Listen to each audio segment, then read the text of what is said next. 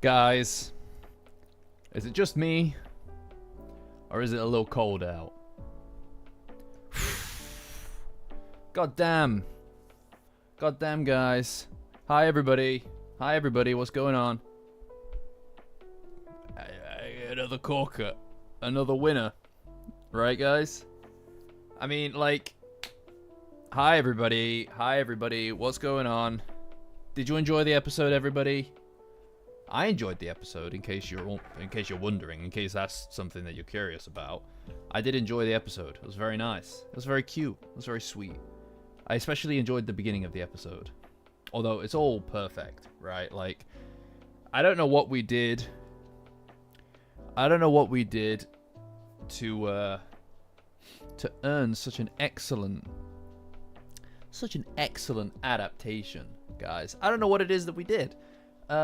I mean, I say that, but I started as an anime person, you know.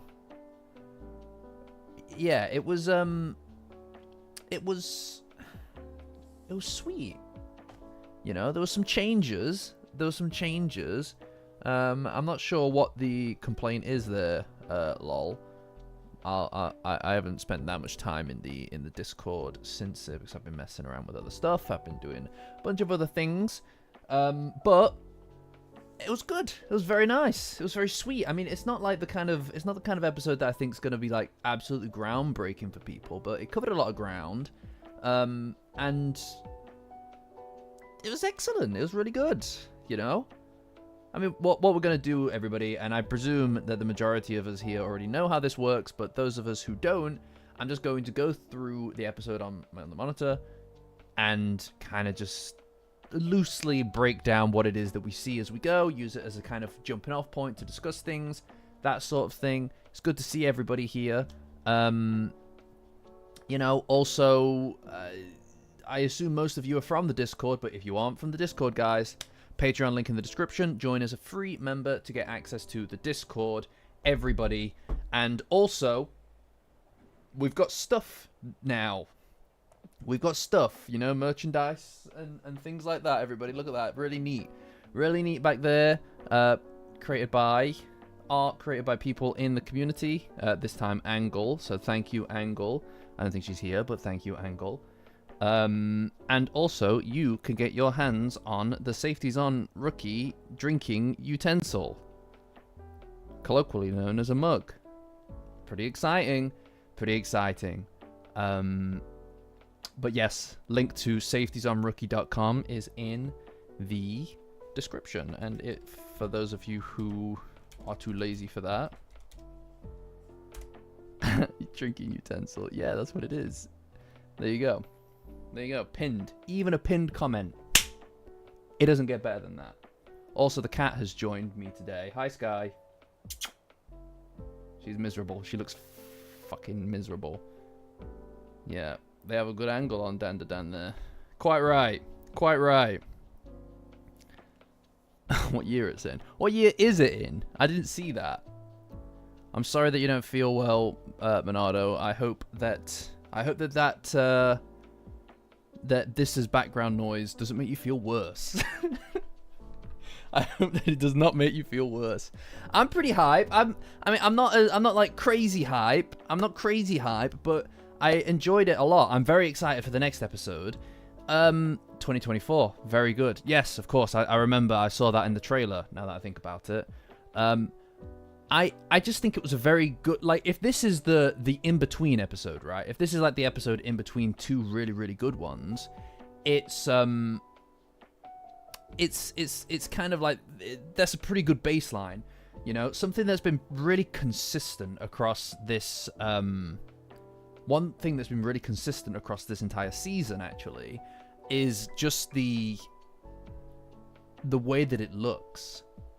It just looks so goddamn good. I don't know, like, I don't know what it is. I don't know what it is about it necessarily, but I think a lot of it, and I've touched on this a lot in the previous streams, a lot of it comes down to the lighting of it. It just feels really... like there's depth to what you're looking at right on screen all the time. So that married with the fact that it really is just beautifully written, it doesn't get any better than that, right? I do think that the changes that they made to the you know which scene, the beginning scene, the cafe scene. I think that the changes that they made to the cafe scene are interesting, right? But you know what it is? It's not necessarily changes insofar as like they're making actual like plot differences, although there is a one instance of that which I think enhanced it. What it is they kind of change the perspective of things, if that makes sense, right? Like one of the things that I think we really get a lot of in Dandadan, in the anime adaptation about Dandadan, is you kind of get two different perspectives on any one event, right? I've always kind of viewed the maid scene, I've always the walking home scene especially, I've always kind of viewed that as a very Momo-centric moment, right? But there is something about... you know what it is? I think because of the fact that they change it slightly so that Okurun is the one who reaches out first, it kind of changes the dynamic just ever so slightly in a fairly interesting way. But what we're going to do is we're just going to go through it bit by bit on my other screen so that we can kind of break down what it is about it that's different, the same, what we liked about it. Yeah, I like the stuff in the cafe as well, right? Like, that was really interesting from Okurun's perspective just because of the fact that he didn't know where to look, right? Like, he's obviously very uncomfortable, but you know what it is? It's when you aren't looking at something, when you're desperately trying to not look at something, that is the most clear indication that you want to look at it. Do you know what I mean? Like you know that you shouldn't, but it's the thing that all your attention is on by merit of the fact that you want to put none of your attention on it. It's quite I feel it's an interesting way of doing it, right? And I like that. Oh yeah, all the camera work is beautiful. Like every single shot in especially in this arc, and I can only presume that is Yamashiro, his work. But every single shot feels like really well, just beautiful. Every single shot feels really beautiful, you know. Yeah, it helps me toast it. It helps energize me for these hectic, frantic times, you know. By the end of the streams, I'm spent. I'm completely spent. It's incredibly warm as well tonight, which is not helping me. Ironically, given the title of the screen, the stream, you know. So how is everybody? Did everybody like it? I'm not getting as much energy from you guys. Did you enjoy the episode, guys? No, shut up. I'm a grown up. I'm a grown man. I can drink coffee at 1 a.m. if I like. I can drink coffee at 1 a.m. if I like. What are you gonna do? What are you gonna do to me? It was yeah, me liked it. I'm very glad. I'm very glad, guys. Look at you. Look at you guys. Look at you guys. I'm glad. You know, like, we'll get to it when we actually get to the point. No. Now that, taking notes. Take notes. When we get to the point, the follow-up, the finality of the pillar arc. I was right, guys. I was right about the pillar. I told you. Alright? I knew it. I kind of want to do it right now, but I feel like that's a reward for getting midway through the episode. That's a reward for getting partway through the episode, I'm telling you. Alright? I said it would be that, okay? I'll assume that my check is in the mail. I'll assume my check is in the mail. Alright, okay, I'm starting it. You know, it's a shame. It's a shame because the stream would look so good if I could just slap the actual footage. Slap the footage here, drop the opacity down to 30%, reverse it, watermark it, maybe triple, like, duplicate it, so you just get, like, a little bit of it. You know, God, Those React channels, their technology is far ahead of ours. Yeah. Alright, let's have a look. Let's have a little looky poo. So, this shot of Okrun where he's just sat in the cafe is so depressing. It's like he has no idea what to do with himself. But you know what it is? And we can't really add this element to it, but obviously Dandadan's music is just fantastic. They just know what they're doing when it comes to musical choice, right? But there's something about this entire scene that just feels like really really real, right? Like, you know what it is? It's all those... It's like what we were saying last week about... was it last week? It was last week. When we're talking about things in the background. Things in the background moving, all those little details that makes the scene feel very alive. It's those small details in this that make this feel like... kind of not like the highest class cafe in the world, but like kind of like, you know, it's in a basement kind of thing. It's got an atmosphere to it, right? And it's busy, and there are other people there, and everything's happening around him. You know, even the maids just walking behind him and stuff. It just feels very I don't know. It feels like real life in a way, right? And I can only presume that it's just because of how much attention to detail is put into it, because you're obviously focusing on Okurun, right? He's the only thing that's in focus, okay? Like, he's the only thing that's really in any kind of focus, and we're there with him. We're just staring at him and thinking about all the stuff happening around him. Adds to that feeling in his head as we are kind of viewing through his perspective, right? You get that feeling that all of these things happening behind him, adding to this kind of busyness to the screen, but in the background to us, that also jumbles up the frame ever so slightly, in the same way that all of these things are happening around him while he's just hyper focused on the fact that he is where he is. Things are happening around him and he's like stressed out about it, right? They're all blended in the background. It puts us into his kind of position. Yeah, we know Uma's here. And it just looks great. I mean, like, even the kind of shading and stuff, it just feels a little bit dingy almost, right? Like, yeah, it just looks really great. No, she's never gonna have a name. She's never gonna have a name. I'm not hashing this back out with you guys. But anyway, this shot lingers for a long time, right? And so it relies a lot on its dialogue and its audio. And Dandadan just has like such excellent sound design as well. It feels, it kind of feels like we're looking at the manga panels. It feels like we're watching the manga panels, but from his perspective. So it's almost like a tilt on it, if that makes sense, rather than just viewing the whole thing like a sort of a, what would you say? Like a 2D thing, right? We're kind of viewing it from a tilt, from an angle, you know? They nerfed the line. They did. They nerfed the line.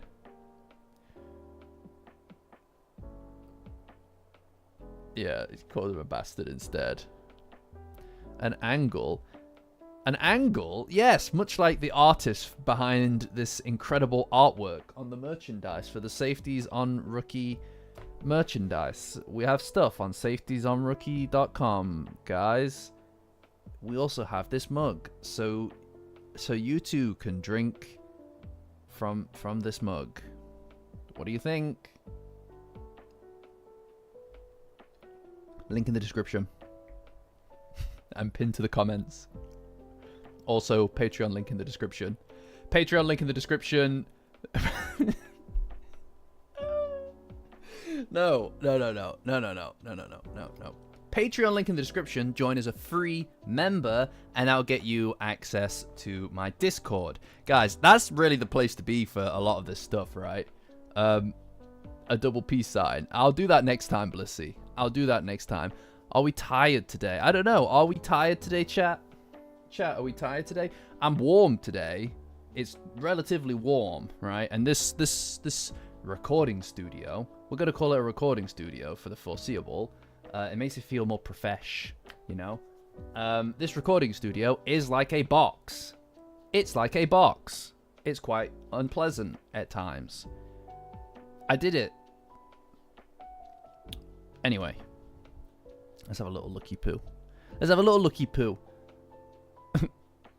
Look, you can see there's kind of like smoke in the air as well around them. There is this element of it being a slightly kind of like dingy kind of thing. But you know what? You know what, actually? That adds to it significantly. Now I'm thinking about it. Because it makes it clearer. It makes it clearer as to why he would be waiting for Momo to finish work. Right?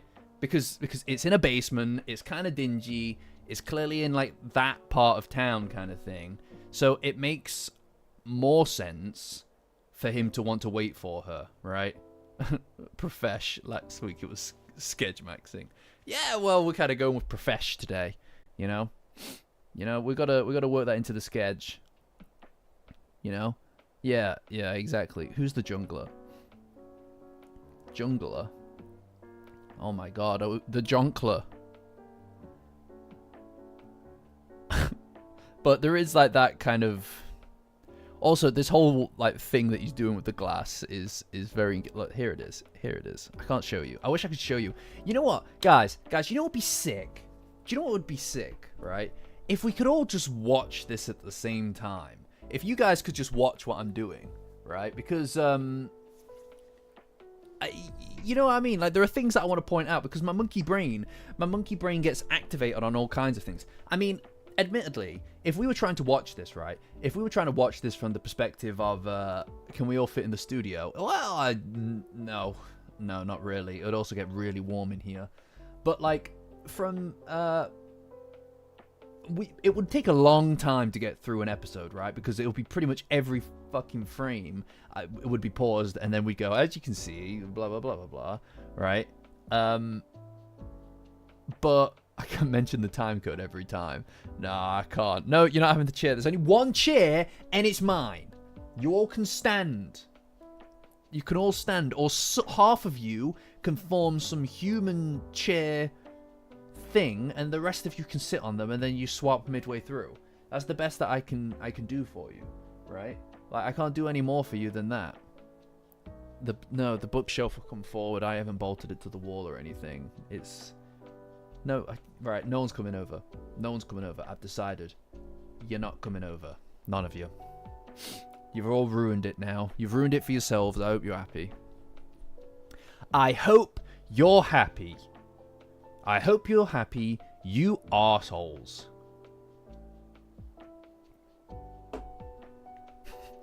Wait, rusted off. It's crazy that he is a toaster. It must be very jarring for you guys to hear me say arsehole. Asshole! Man, you're such an asshole. Take the chair to go. No! No, you bring your own chair. Sky's actually sat over there. I'd show you, but everything behind the camera is a mess. Alright, this is the pretty side of the room. Alright, and this is why I sit on this side of the room. But Sky is currently sleeping there, right there. You can't see her, but she's sleeping there. Can't show you, though. You're not knocking on the door. You're not knocking on the door. You're a liar. You're nothing but a dirty liar.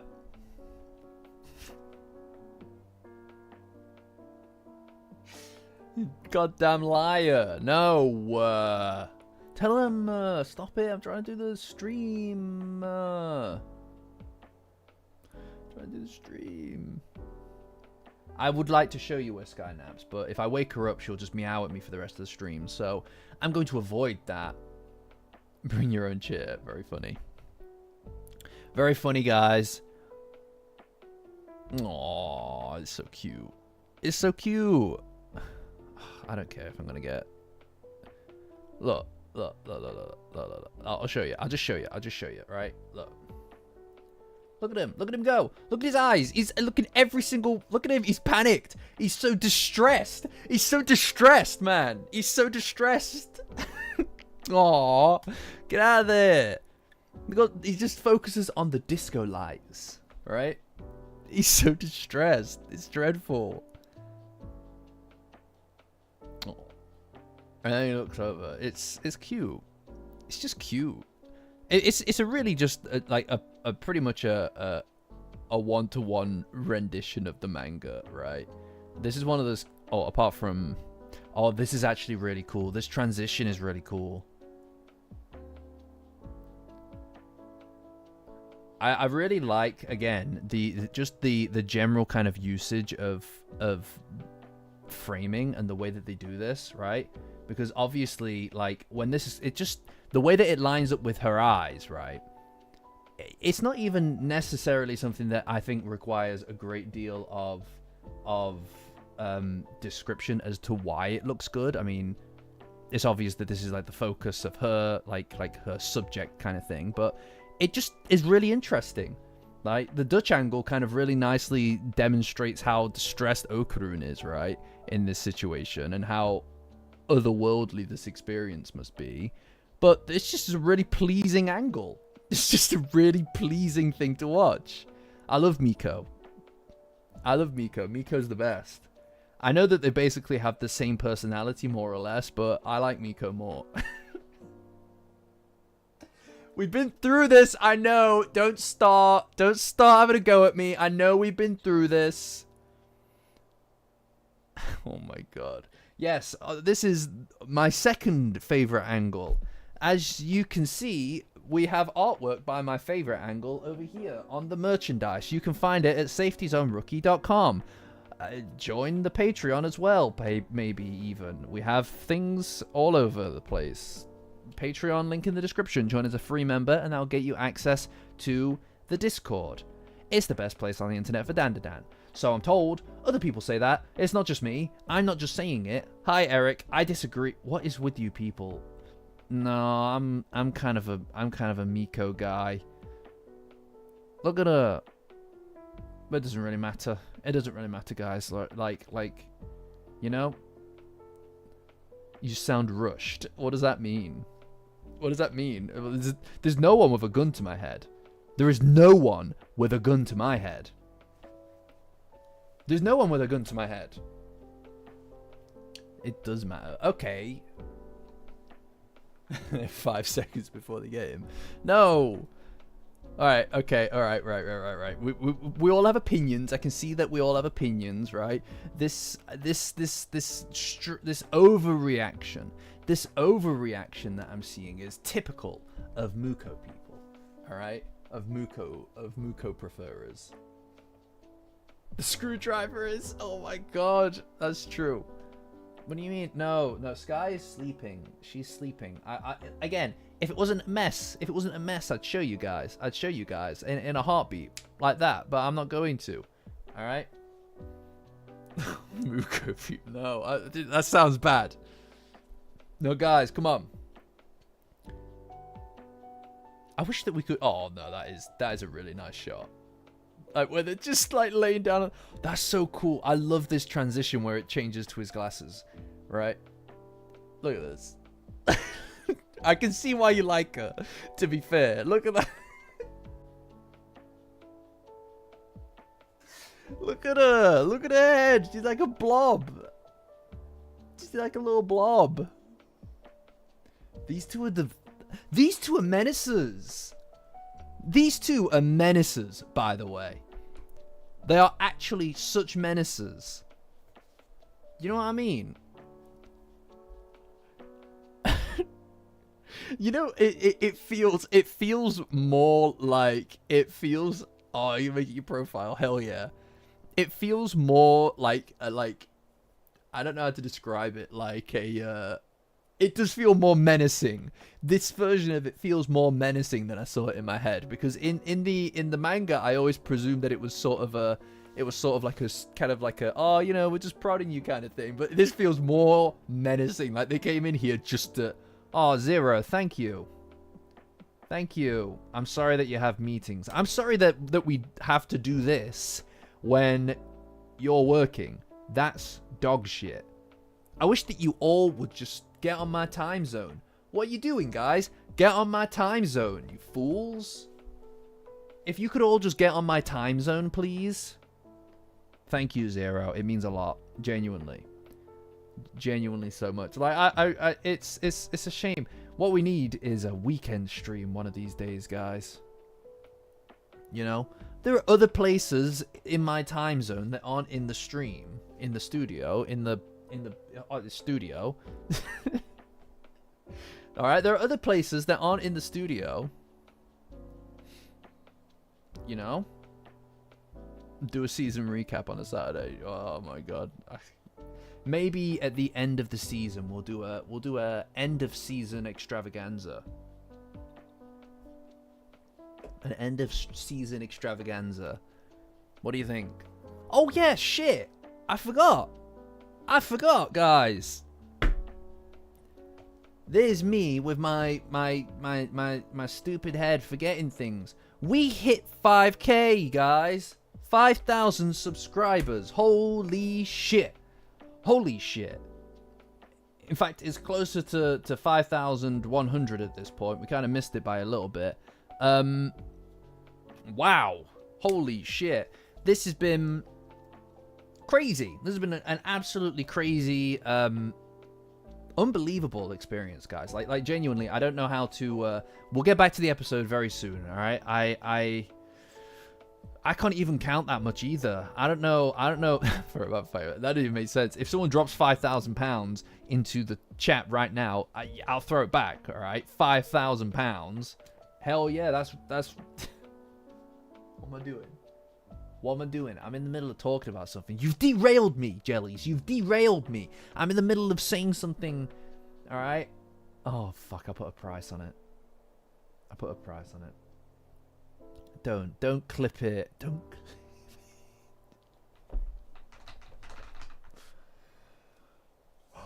I'm fine.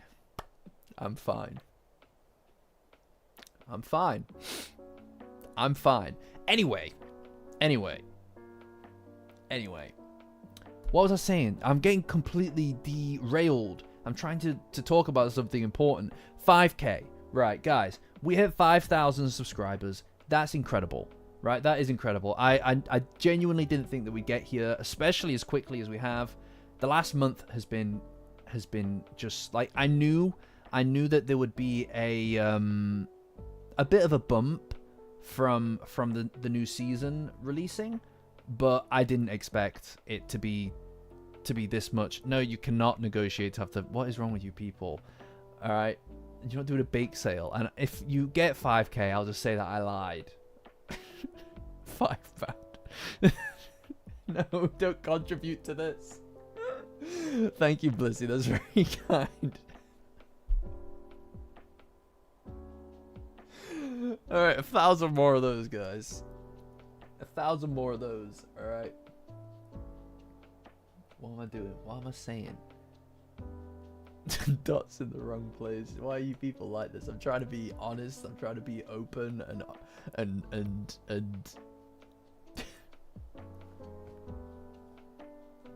What am I doing? Why am I doing this? Why am I doing this? Why am I talking to any of you? Why am I talking to any of you? What am I doing? Right, anyway. Alright, 5K, yes. Point is that it feels like kind of the whole thing's derailed to the point where I can't get back on focus now. You know what? Screw all of y'all, alright? I'll, well, I did think you were you guys were low energy earlier, right? You were low energy earlier, but here we are. Right, you know what? Screw it, alright? We're not doing 5K. We're not doing it. We're not doing the discussion. We're not having a chat about it. We'll do it. We'll give it another shot later. If one of you remembers later to talk about for my 5K monologue, alright, then we'll go back. Okay, but you've screwed it now because you've derailed me to a point where I've lost all coherence. My train of thought is gone. You want to redo the 5K thing? Remind me in half an hour. Pencil that into the yeah, please pencil that into the sketch, Blissy. All right, I need that in my sketch max. Okay, if you could just pencil that in for me. I'll get around to it in half an hour. Okay. All right. Thanks, guys. What the hell? What the hell was happening? Anyway, we'll get back to it. We'll get back to it another time now, because you've derailed me, and now it's like it doesn't feel authentic, doesn't feel natural. Okay. Anyway, I love this transition where it's to Okarun's glasses. It's very cute. It's very cute. But again, it kind of reinforces that idea that we're seeing through his perspective. Part of me does think that maybe it does feel like the anime does kind of prioritize these events through Okarun's perspective at times, if that makes sense. Like, I do think that he might be not more the main character, but the more common window by which we see these scenes, like our conduit to seeing what's happening. Obviously, with all the stuff that was happening with Momo and the lava scene and all of that stuff, and the car scene as well, they're all very much Momo stuff, right? Like they're Momo segments. And I do think that there is an element of passing the torch around this point in the arc, because as I mentioned in last week and the week before, there seems to be a kind of like they swap back and forth, like passing a torch, and that's how they kind of like share the spotlight, rather than both of them kind of in the spotlight at the same time. It feels like we've very much shifted back to Okarun now, if that makes sense. Yeah, I mean, I think like one of the things that we're going to be looking at actually in just a minute is the actual handhold itself, which is slightly different than it was in the manga, because that felt like a Momo thing in the manga, but here it feels like not a Momo thing, right? It feels more shared, like more like they both play a role in it, and I'm curious about it. We'll get back to it. I quite liked it, but we'll get back to it when we get to that point, right? And he broke his glass, but it's quite interesting the way that they do these. The way of bringing the manga to life is really interesting. I find that they do this really engaging kind of. Oh, hi everybody. Hi Serpo. Hi Eric. We've got a lot of Erics here in this chat.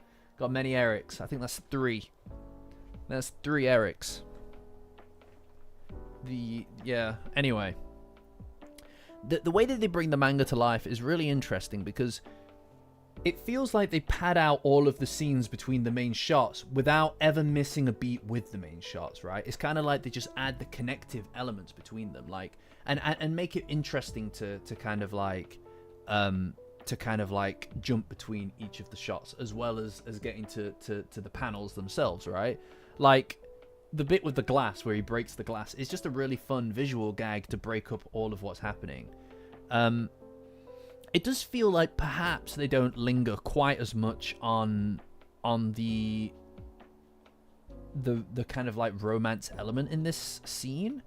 I wouldn't go so far as to say that it's glossed over by any estimation, because it takes up a pretty significant portion of the episode. But there is kind of like an element of it feels like it's not as in your face as it is in the manga, right?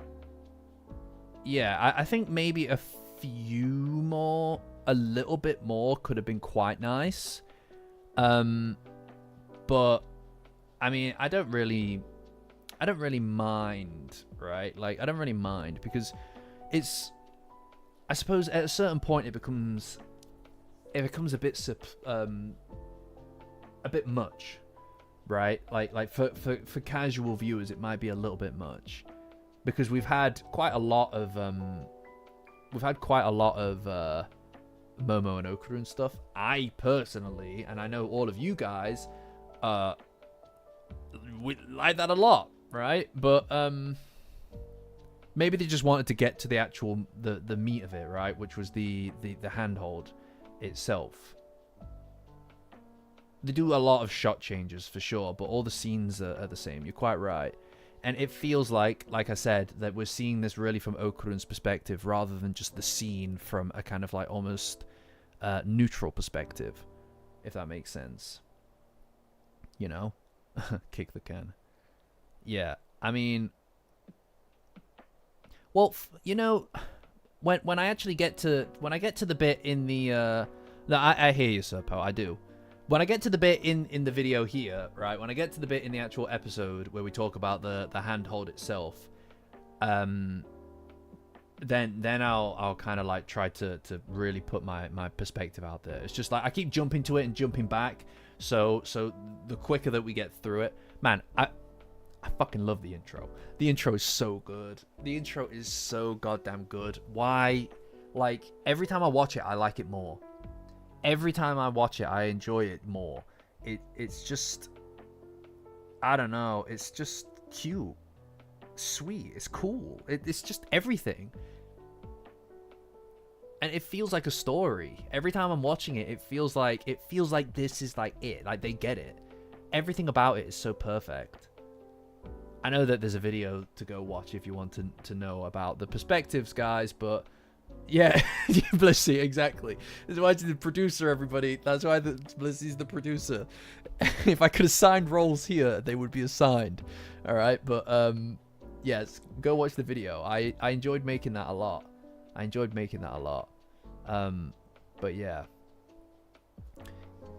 I get that, Chris, actually. I do get that, what you mean.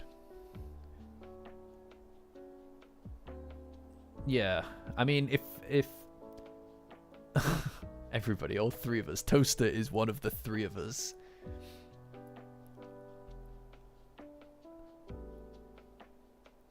It just like, I don't know. Hold on. Right. This is what I mean about the lighting, right? You see just this here. This, like, it tells you that, yeah, the day's getting on a bit, right? It's about, like, you know, we're getting into kind of like dusk, right?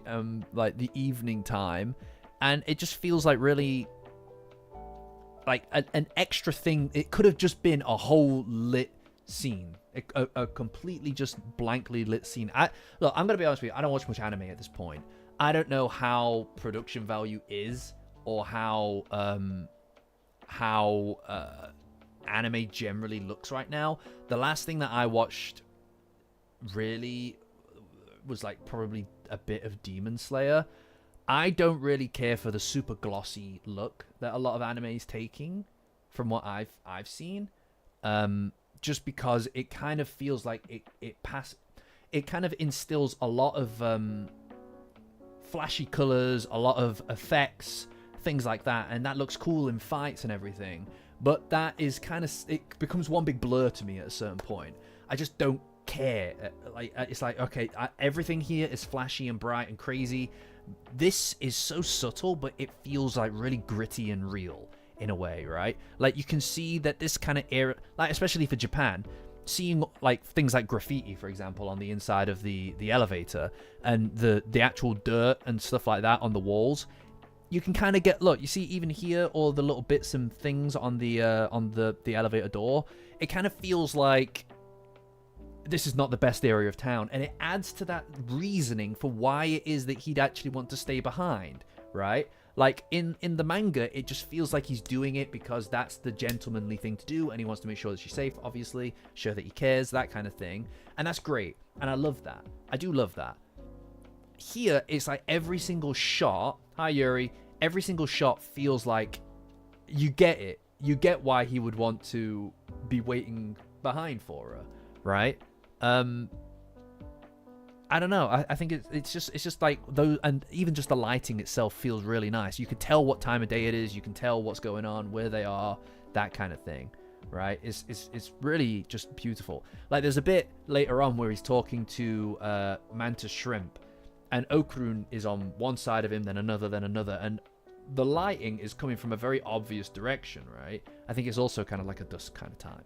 The lighting's coming from an obvious direction, and every single time that he's like moving around him, the way that it lights his face, the shadows that's cast, it all looks different. right? And I think that is just such a... It just helps make the scene feel very real, right? Like, you could have just as easily as done that. You could have just lit the whole thing really just flat, right? Like an episode of Star Trek, just like flat lighting, neutral lighting. But it feels kind of cinematic because of the fact that they've got all of their ducks in a row when it comes to where the light's coming from and that kind of thing. And it just elevates the production value. And in a way that even its own first season didn't have, right? Like, generally speaking, I don't feel like the first season was even as much of a kind of like intricate kind of thing, right? And I don't know whether or not this is just because they spent a little bit of extra... No, guys, stop with you think you're so funny with your... It's fine. See, all the stuff happening behind Okarun as we again linger on him for an extended period of time, and then they move around behind him. It's like everything is so inactive, and I think that's part of why him taking that plunge to actually... And look, him actively moving in the scene when he goes to hold her hand feels like this is like one of the only active things that he's taken.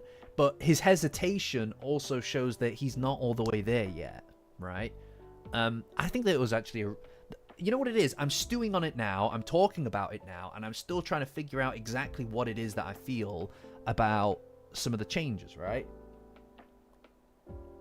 You know what it is? When you go into one of these streams, right? When you go into one of these streams, unless I've sat and I've digested the episode properly, which can be really hard to do. After you watch something, it can be hard to just sit there and then try to come to grasps with what you think about it, how you feel about it, and stuff like that. Especially when everybody's got really interesting things to say on the Discord. By the way, guys, Patreon link in the description. Join as a free member on Patreon, and it'll get you access to the Discord. Also, you know, we got all kinds of different perspectives, different angles on the episode. Angles, just like the artist, the incredible artist behind this artwork, guys. Merchandise, safetiesonrookie.com. You can get your own artwork, your own angle thing, and we got stuff. We got this mug, a Safeties on Rookie mug. You can drink like that. That's water in there, but you can put other things in your drinking utensils, whatever you like. I'm not gonna stop you. Probably nothing poisonous though. I just we got stuff there. Anyway, point is that it can be hard to kind of like know exactly what to think going into these. So as I talk about it and I engage with you guys, that's right, you, the viewer at home. Are you wearing your 3D glasses, by the way, guys? You, the viewer at home.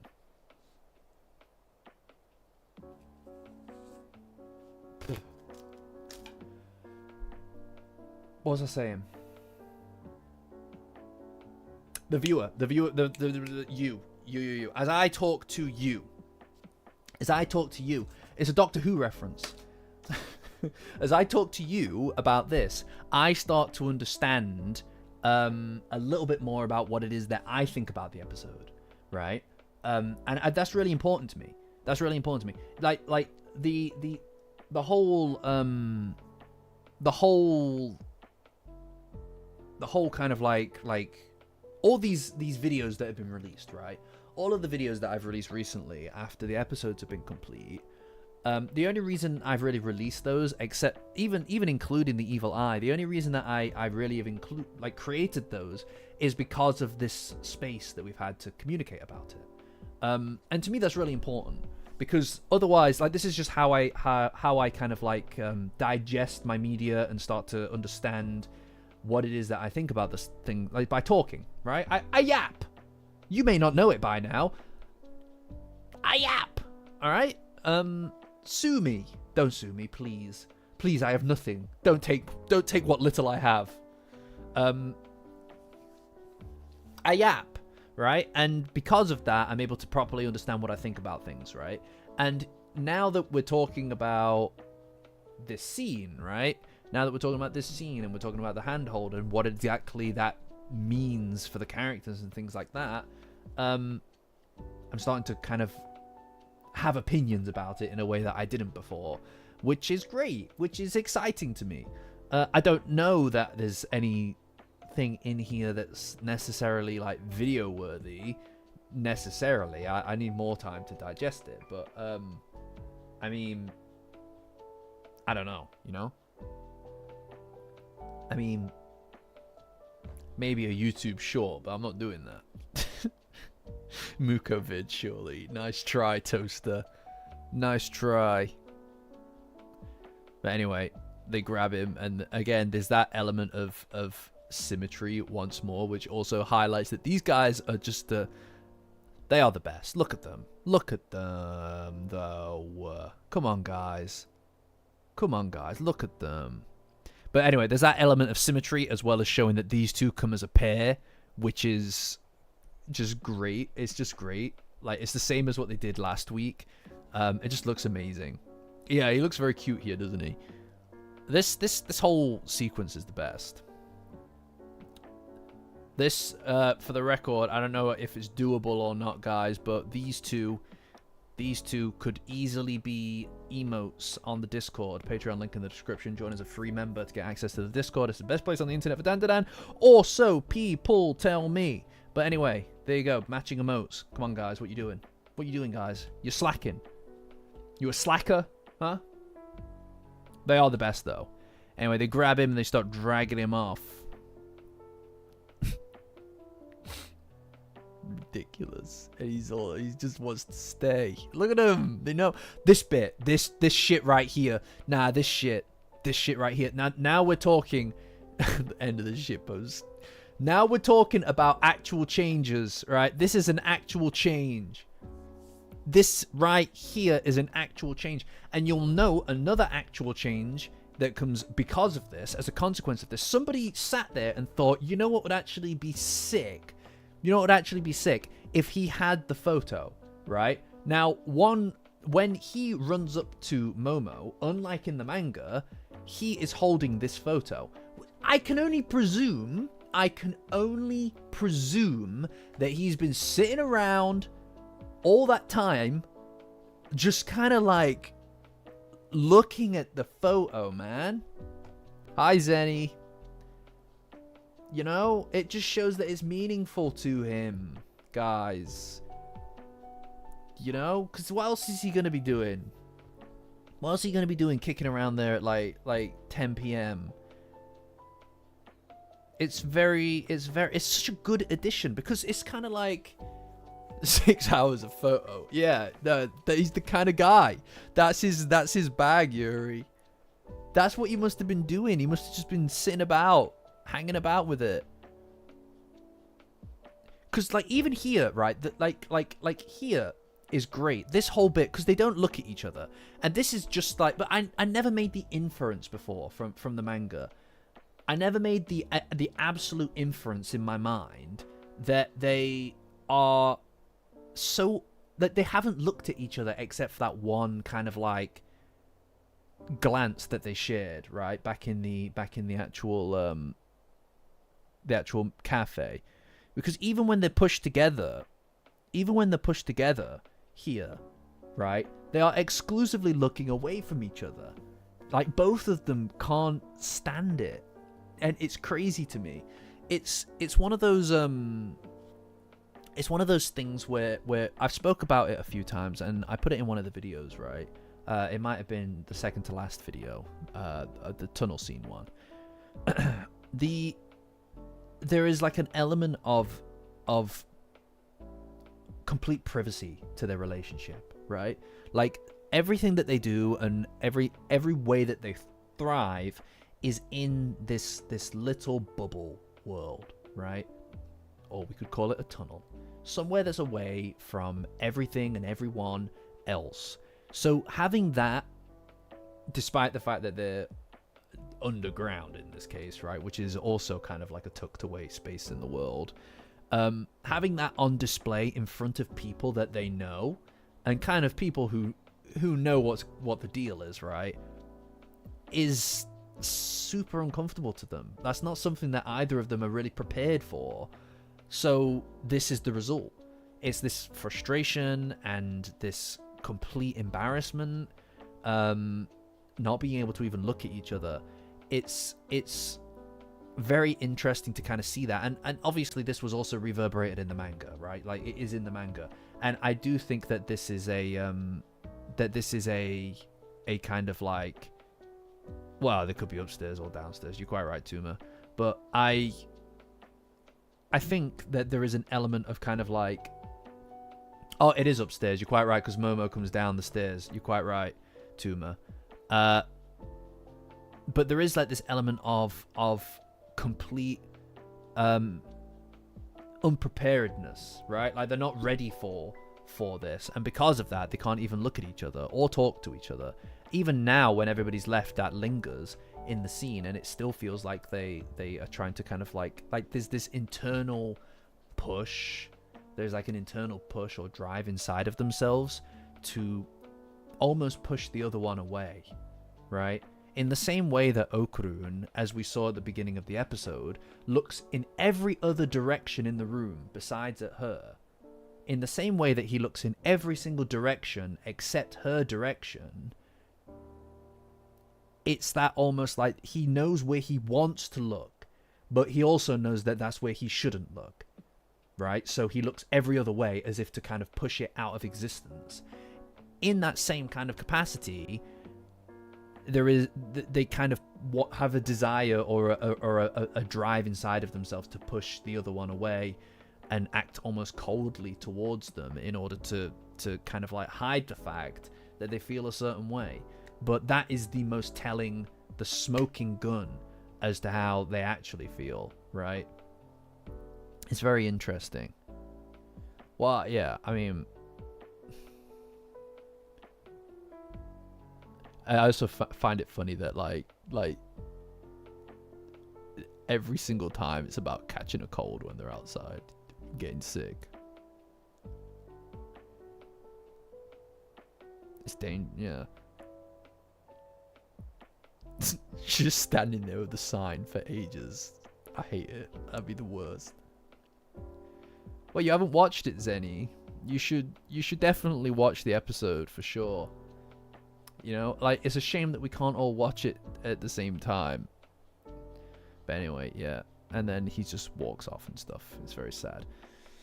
And then they also pad out the they also pad out all of the stuff inside of the actual cafe after he leaves, which I'm quite a big fan of as well. And this is another one of those interesting. What did the title cards usually look like? What do the title cards usually look like? Because this kind of, you know what this kind of looks like? You know when Momo said fine? You know when Momo said fine after Okurun was clearly lying to her about wanting to go and... Yeah, see, they're normally in the corner of the screen, like over here, aren't they? Like, there's a... When he was, like, lying to her about not wanting to go to the internet cafe when they were looking for... Like, at the beginning of the Serpo arc, this is the same kind of, like, text thing that they have going off for that as well. Right? And this is very interesting. Strange choice, right?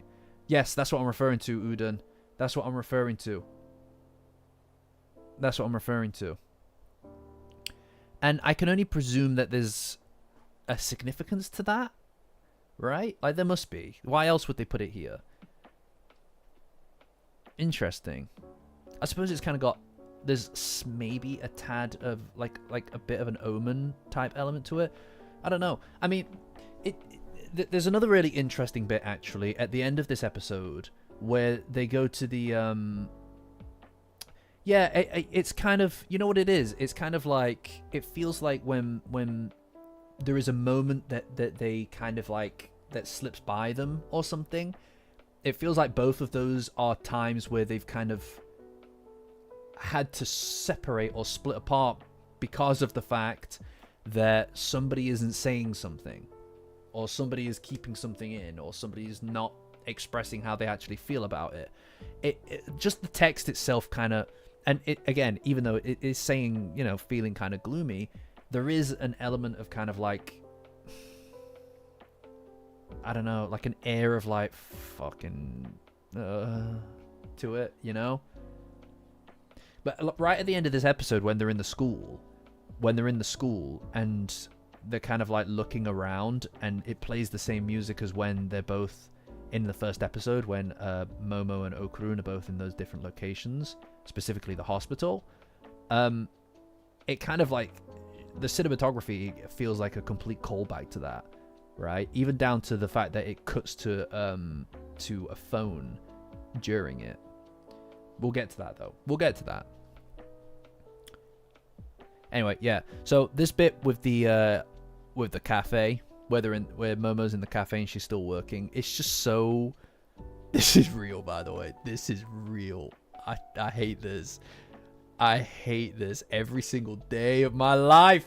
Every single day of my life, this is me looking at the goddamn clock. God damn it. What are you doing?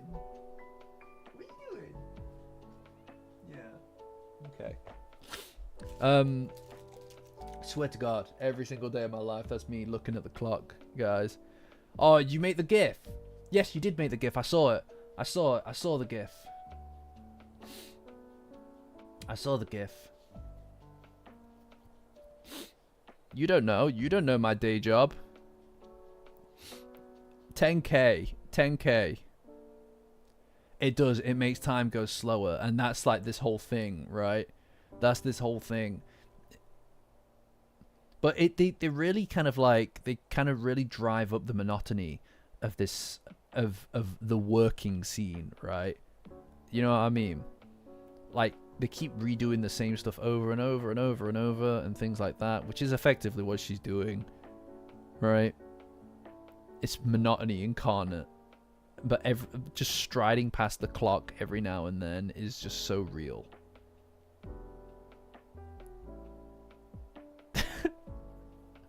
So good. It's just like great. And every time that we, like, each sequence, each run around, she's getting more and more tired. So real. So raw. I hate it. You know? What we're doing? What's $75? What? I don't know what's $75. It can't be good though. Yeah. Moe marketing. Yeah, every face is worth of an emote for sure. No, it's so good. See this last one. Where is it? See this. See this. You good? She's got stamina. All right. Okay. Right. I talk shit about Uma, right? I talk shit about Uma, but goddamn, she could do the thing. She can do the job. Yeah. You get to 10K, guys, and then you get it. All right. Okay. The fact that we're at 5K kind of mortifies me, actually, because we're halfway there and it's only been 8 months. Oh no. Oh no. 8 months, 5K is crazy. It's been, you know, like this month has been over 1,000 subscribers. I've got over 1,000 subscribers because of the anime being out. God damn. 75 for the Momo Tribeam. I think I did the last one for 50. I think I did the Moe Tribeam for 50 last time, but you know, who's counting? No, I'm not doing that. Tim's 40. I don't remember. He said to pass it on. He said to pass it on to the next person. He's a generous man. That Timothy is a very generous soul. It's been 30 minutes. I'm talking about 5k. It has been 30 minutes. It's been 30 minutes exactly. Wow. Okay. Right. Well, let's talk about. Well, I mean, we're just on the precipice of talking about the handhold, but we can move to 5k. We'll move to 5k for sure. You know. For 40 you get a Moe tri-beam, and for 50 you get the other thing. You know the other thing. All right. For 40, if you want to make a slight adaptation to it, or put forward another idea, I'm willing to entertain them. All right, but that's the kind of like baseline. Yeah, thanks. Yeah, you know what? You've earned a bonus. Double your regular pay, Blissy. Double your regular pay. About 80. I don't know. What is 80? No. Tim never. I can't write off on that. All right. Tim has not provided me with.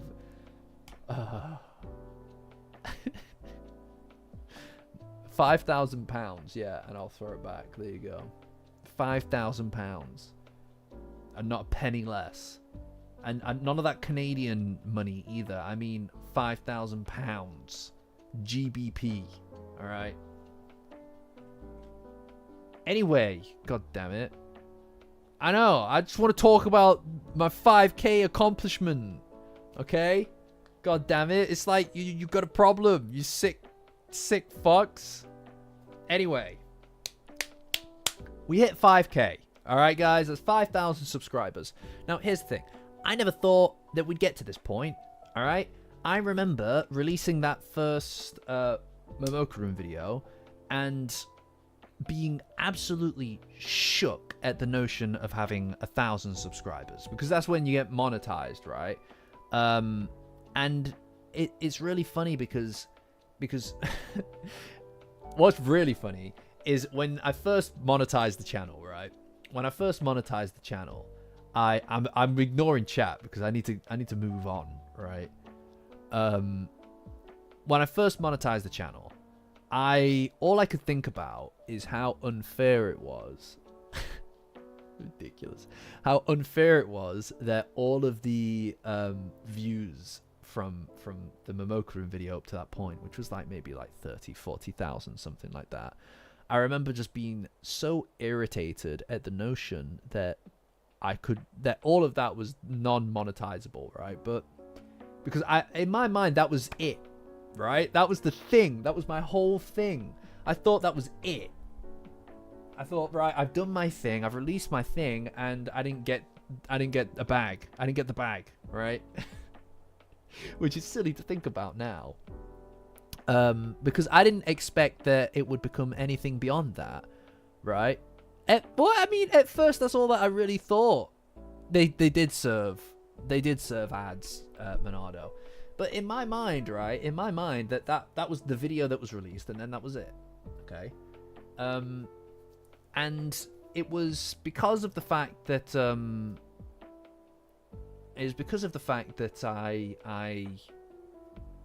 suppose it was the comments, right? Like, it was the comments that people left on that video that were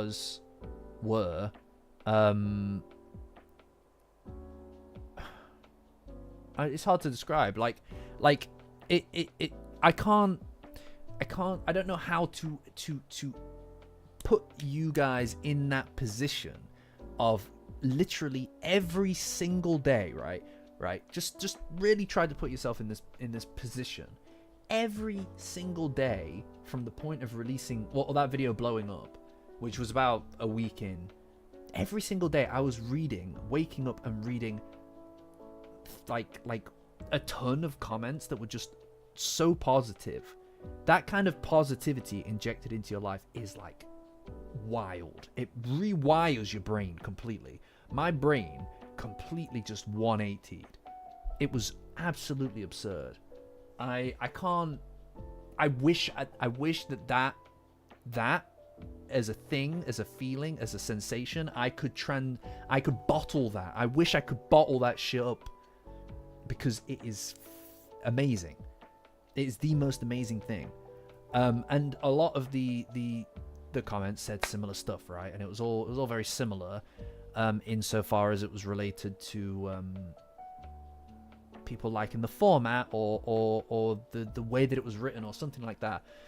And I was just shocked more than anything that was the case. And so I made something else, and some of the same people came back, and that was great. And I just kept making things, and then eventually I decided to do the stream, and it middling views for the most part, right? But like a very steady, slow and steady kind of incline in subscribers. But then I did the streams, and that was like completely different.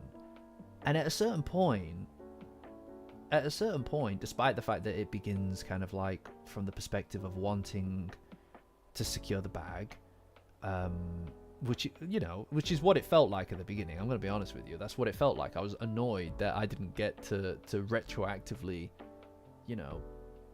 monetize that one period of time until those comments, right? Until those comments came through, and it completely just rewired the hardware of my brain. I don't know. I kind of stopped thinking about subscribers. Like there was a point that after it's so weird to think about, but after the streams started, it felt like I'd kind of like started to carve out this tiny little space of right, okay, yeah, no, Serpo, if you were me, you would have got it, dude. You would have got it. I carved out this little tiny space that felt like a bubble, guys, like a bubble. It felt like it was away from everything else, that I could just have this thing and be seen and see other people in, and the subscribers, the views, all of that stuff, it kind of trickled in. It kept trickling in, and I really enjoyed making the content. But mainly because of the fact that it secures that kind of connection with people, that kind of those comments, the discourse with us, right? And so, like, getting close to 5k, like, I knew that I would be ramping things up with the new season, but that's more just because it meant that I could connect with more people. It wasn't like 5k is arbitrary. Subscribers as a concept is quite an arbitrary thing. When we're in an algorithm based website, it doesn't really mean like quite what you'd think it means. So I kind of lost count of it, and it's like a wake up thing to see 5k, to get to the point where it's like we're like 100, 200 away from 5k, and then hitting that is like a whoa, what happened between then and now, right? Because I can't express, I don't know how to kind of conceptualize that I feel so much fuller,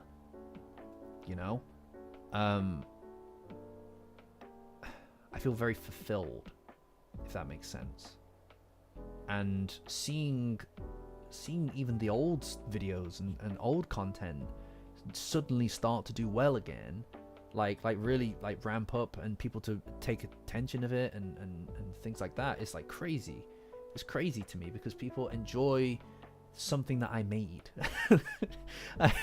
I made something, I made things, and people liked them, and that is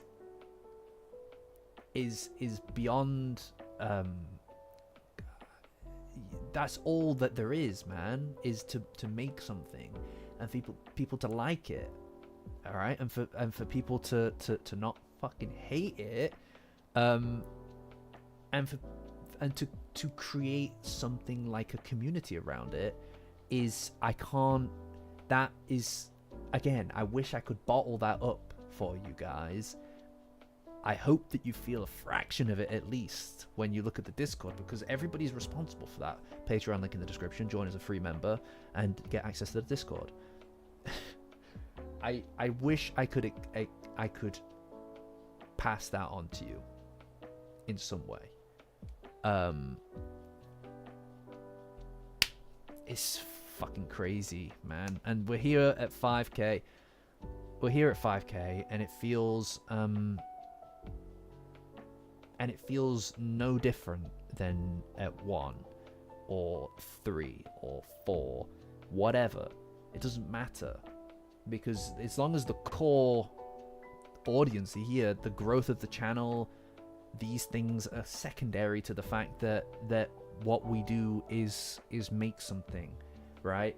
That last video that I released, the evil eye video, that was a very special video for me. It's done fucking horribly. It's done fucking horribly. I don't give a shit. Like, it's something I needed to make, you know, and it's Ninja. Yes, yeah, exactly. It's like the subscribe. Who cares, you know? Like, I have a fraction of the subscribers that most of the people in this niche have, right? There are people with 50, like 70, 100,000 subscribers, up to 1 million, right? Who cares? Because I guarantee that these communities don't have nearly the cohesion or that bubble element that this one has.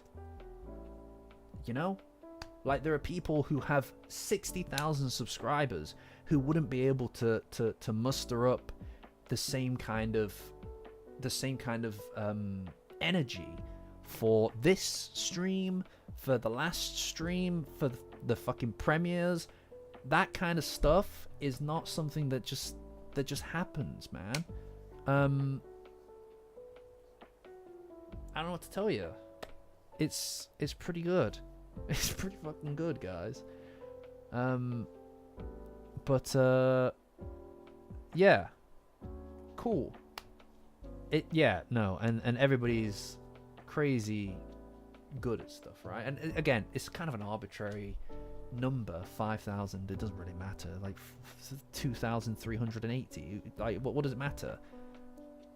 What matters is that we're here doing this, right? So let's just keep doing it. Let's just keep doing it, eh?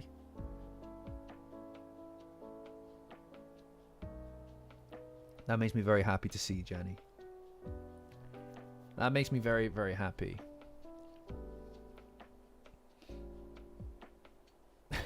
Yeah. I'll tell you what, a Herculean effort was required to even get those out, to get to speak to you people. I swear to God. I swear to God, you're so distracting. You're so distracting. Yeah, I think that taking the community very slow and steady, guys, means that it takes more time to get to big milestones. Like we're not gonna hit 10k this year. It's very unlikely. It's very unlikely, but that's fine. What do milestones matter when we're building this the right way and making sure that we only bring the right people in, you know? So thanks, guys. Yeah, we're not hitting 10k this year, so no way, no how. Yeah. Haha. No. I've been outed. Hold on, guys.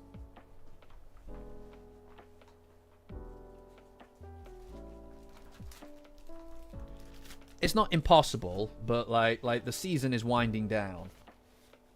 The season is winding down now, so or at least we're in the tail end of the season, right? So I can't really, you know. But again, what does 10k matter? What does 10k matter? Like, I don't care. Like, you guys want that more than I do. You guys want that more than I do, you know.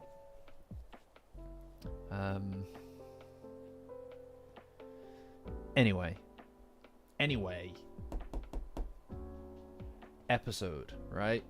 Okay, episode. I've done my thing. I've said my piece. Okay. And we'll get back to the episode now. Okay. Anyway, end of Momo's work day. Which one's the real Uma? Guys, which one's the real Uma? You don't know. She's so generic.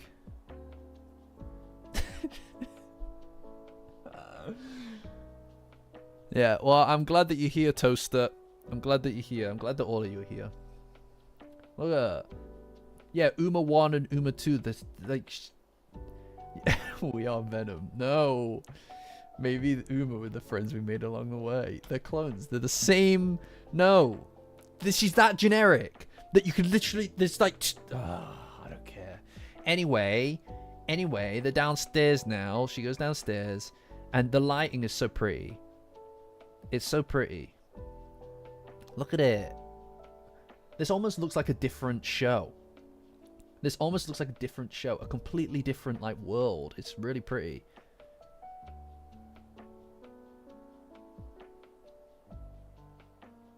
And she looks around for Okurun, obviously. It's, again, it's really slow. And this is something that we can't really... this is something that we can't really demonstrate very well here on the stream. But the quiet, the silence is so good. It's not overstated. It's just she's going home, you know? It doesn't push itself, it doesn't overdo it. And again, this shot is really pretty too. It's that and something that the camera work in Dandadan really focuses on is this symmetry, right? Like this kind of like doubling up. Do you know what I mean? It just always looks so good. And it's that way of kind of like just the framing is so pleasant as a consequence of that. Even just here, right? Like she's in the middle. It doesn't need to be this. It doesn't need to be so artistically done. But they do it like this, and it's something that they keep doing. It's something that they keep doing as they go. It looks great. It constantly looks great. And the lighting is beautiful. Alright, because this is a really important moment. And this, oh, look at it. Now, obviously, guys, the still frames, each of the still frames that you get, right? Each of the shots, the singular still shots you get in the manga are unbeatable, right? Obviously. This is something that I think is obvious for Dandadan specifically because of the fact that Science Saru are fantastic, but Tatsu is like the best that he can be, right? He's amazing at what he does. But the minute-to-minute stuff here, the actual shots themselves, I don't think quite stack up, but it's because it's just a still image out of a moving frame. If you're not watching it, and this is why it's so important to kind of like take into consideration things like the direction and stuff. It just looks amazing inside of and encapsulated in a moving image, right? Blissy, that is a really well put together way of looking at it. It's the blur, the confusion, the disappointment. It's everything just fades and swirls in this kind of like it's disappointment incarnate, right? Like there's not even any time to really think about it, but then everything just stops and sits still, and here he is, you know. It's a beautiful thing. And I also look. So fucking good. This adds so much to it, right? It feels like an equal scene in a lot of ways. Actually, I quite like the changes that they've done here. Just because if you think about it, and this is something that we spoke about before. We spoke about this before. But the lava scene, well, the handhold scene when they promised to say that Momo promised that she would come and save Okurun. So the handhold scene, her running for Okurun and then hugging him, and then the car scene. These are all initiated by Momo. These are 3 instances initiated by Momo, right? She's trying to get something across to him in these things, right? And especially in the car. The car is really the culmination of all of these events, because of the fact that it's outside of the excuse of, oh, I thought you would die, I thought you were dead, right? The car scene is just, I'm glad that you're not dead. And so there is an element of securing that connection or exploring those feelings now that she knows that she has the chance to do it. But she's also trying to push him to accept it as well, right? Like, it feels like each of those 3 moments are eroding that barrier. Each and every time, they're eroding that barrier between them of the physical touch, right? And that becomes one of the most important ways that they're able to express their feelings for each other, is through physicality, right? Each time that Momo has done that, she's eroded the barrier for both of them. Pillar content, yes. We're gonna get to the pillar. We're gonna get to the pillar. We're gonna get to the goddamn pillar, let me tell you, alright? Okay? And I kinda wanna just go to it now. Alright, so I'm just gonna go to it now. I'm gonna jump straight back, alright? I'm just gonna do it now, and then we'll jump straight back to where are we? 7:36. Alright, so like what? A couple of episodes ago, back when they started living together, the I'll get back to the fucking hand. This is important. It relates to things. When they walked into the house together, everybody's so mad. Everyone's so mad. Oh my god, guys, grow up. Grow up. Thank you, Toaster. This is more important. All right. Okay. When they walked in together, everybody walked into the house together when they was moving to stay with Momo, right? There was this barrier, this physical pillar that was in between Momo and Okurun, right? This pillar was, for me, and I expressed it in the stream. Go back and watch it, guys, because I said this.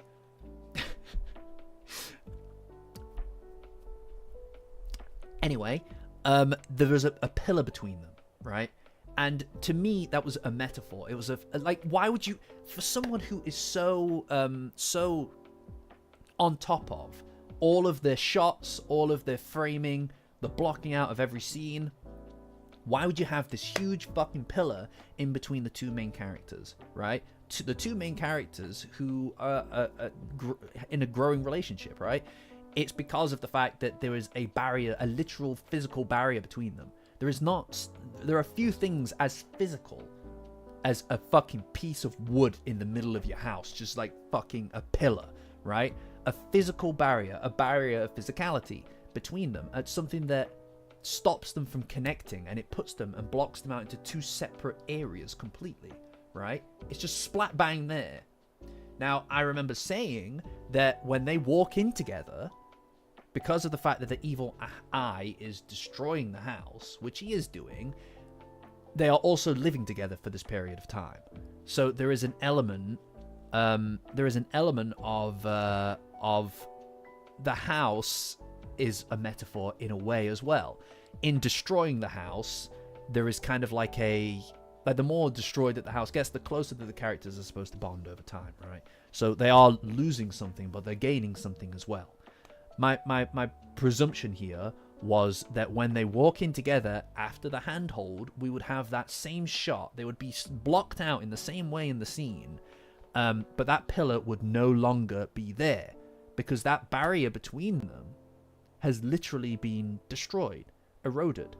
And part of that is because of the fact that now they have crossed that physical barrier with each other in a way that you can't go back from. The handhold scene, you cannot go back from. All right, it's done. It's like there is no undoing that. You are now on this path together. There's no denying what it is. You can pretend that it's about being cold, but that's a pretty shit excuse, right? You both know that's not what it is. You both know that's not what it is. And Okurun, here, let me just show you. As you can see, guys, this is where the pillar would have been. There's even a little bit of it left. Right? There's even a bit of it left. This is where the pillar would have been between the two of them, and it is no longer there. There is no physical barrier between them because they physically now are able to connect with each other in a literal sense and in a figurative sense, right? This is absolutely by goddamn design. All right, this is by design. I'm not crazy. And I said that this would happen. I said that this would be the shot. I'm not crazy. You're crazy. God damn.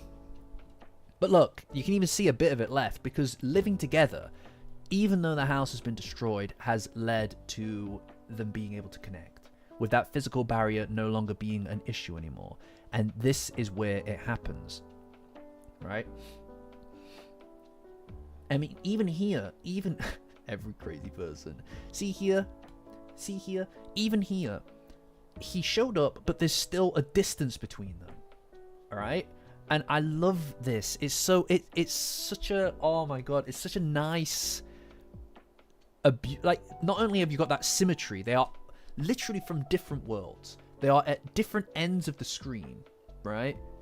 How are you lost, Fra? I mean, they're at different ends of the screen, right? They're from different worlds. They come from, in the same way that in the first OP, they sit back to back and look in the same direction. They are now looking at each other, right? Which is something else that you see in OP2, is that they actually see each other rather than having to look in the same direction. Because what does it matter, right? Why are you? There's no pretend. I love this shot as well. It's so good. This makes the whole anime version worth it. This on its own makes the anime version worth it. It's so beautiful. And then obviously Okurun crosses. This is the bit, right? He obviously crosses the boundary, which is what they've been doing with each other, right? And this is what this move is. This is what his action here is, right? It's his willingness to cross that boundary with her, to her. And that is what he's been doing pretty much since the end of season 1. Right? This is oh my god. They normalized it, man. They normalized it so much.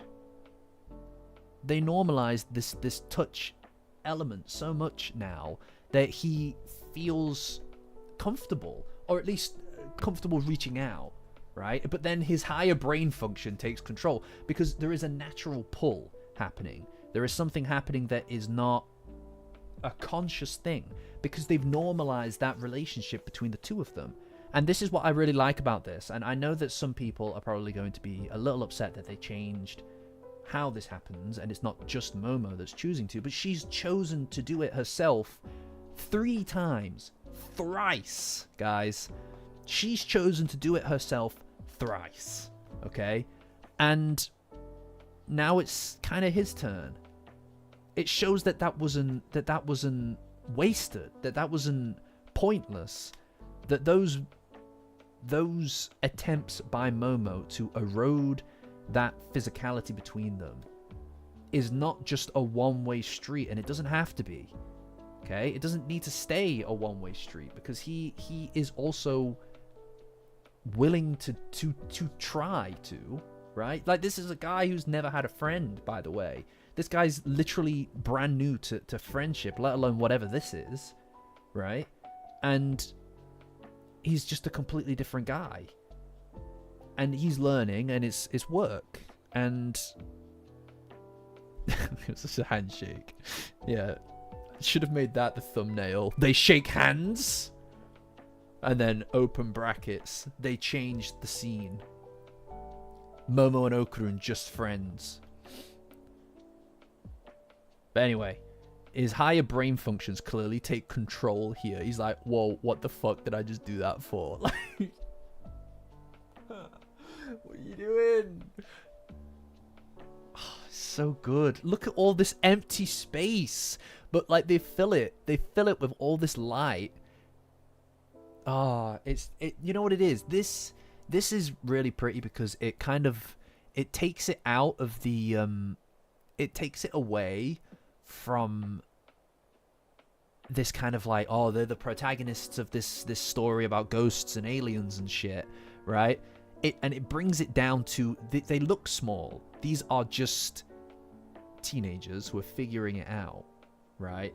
Like it brings it down to a human level, right? They aren't the biggest thing in the frame. It's just that this is just simple, small interaction, but that's where it's finding its wonderment, right? Like, it is wondrous because of the fact that it is so simple. It's so simple. It's just like a handhold, man. Like, what the fuck? It's not even a big deal, guys. Not really. And they do it in the future as well, by the way. It's like this is such a small thing. Yeah, exactly. It's really nice. That's, yeah. I like that. I like that reading of it, Blissy, as well. It's just, it's good. Like, they've crossed this space, this distance, you know? And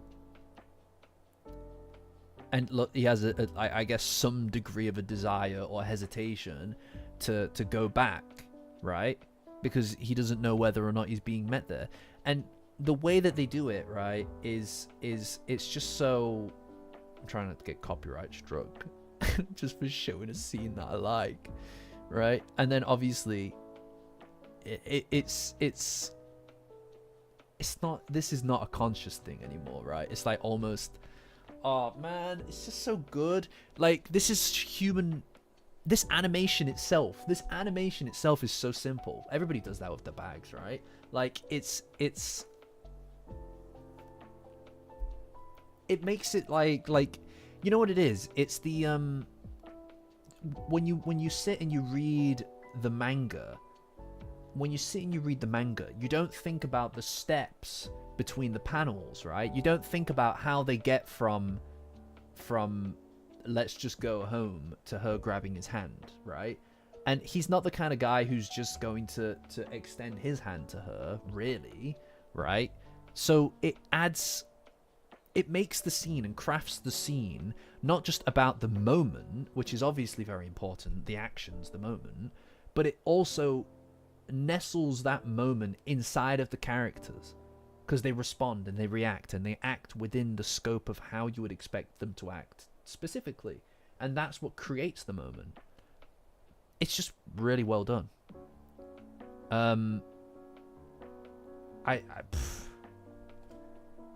It's just a really pretty scene. And then look, it's like, you know what it is? It's like he tried, but he's an awkward fellow, and so she's that's enough for her to meet him halfway, right? And that's really, I like that, because they're equal. I agree, Blissy. That is the one, I was actually going to mention that. That is the one thing I really don't like about this is that it does undercut it a little bit. It does undercut it a little bit by the like, it just ends like that. It's like, whoa, that was fucking jarring, right? Because this is such a big moment. Like, that's the shot. That's the shot, guys. What? I don't know why they felt the need to it felt like maybe they didn't know how to end it, but it's kind of like that wasn't the way. I don't know. I don't know why they did that. Like, that's the one thing I don't fully understand, is why they did that. I guess I don't know. Like, in the manga, I've always kind of presumed that he kind of like held in his kind of like shock, if that makes sense. It's like he's like kind of like clearly like, fuck, this is actually happening kind of thing, rather than just like a nani kind of thing. You know what I mean? Look, this is maybe it's so abrupt. Why? That's the one. That's the only thing I didn't get. Like, I don't. Yeah, I think you're right, Jellies. I think that there is like a Sarah. She's ruined this for me now because that's what I see as well. This is Sarah. This is the Sarah shot.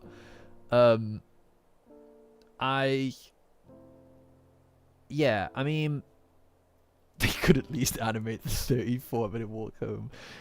I don't know. Yeah, a fade out would have been the way that I would have probably preferred. A nice, simple fade to black. Right? Would that have been really that hard?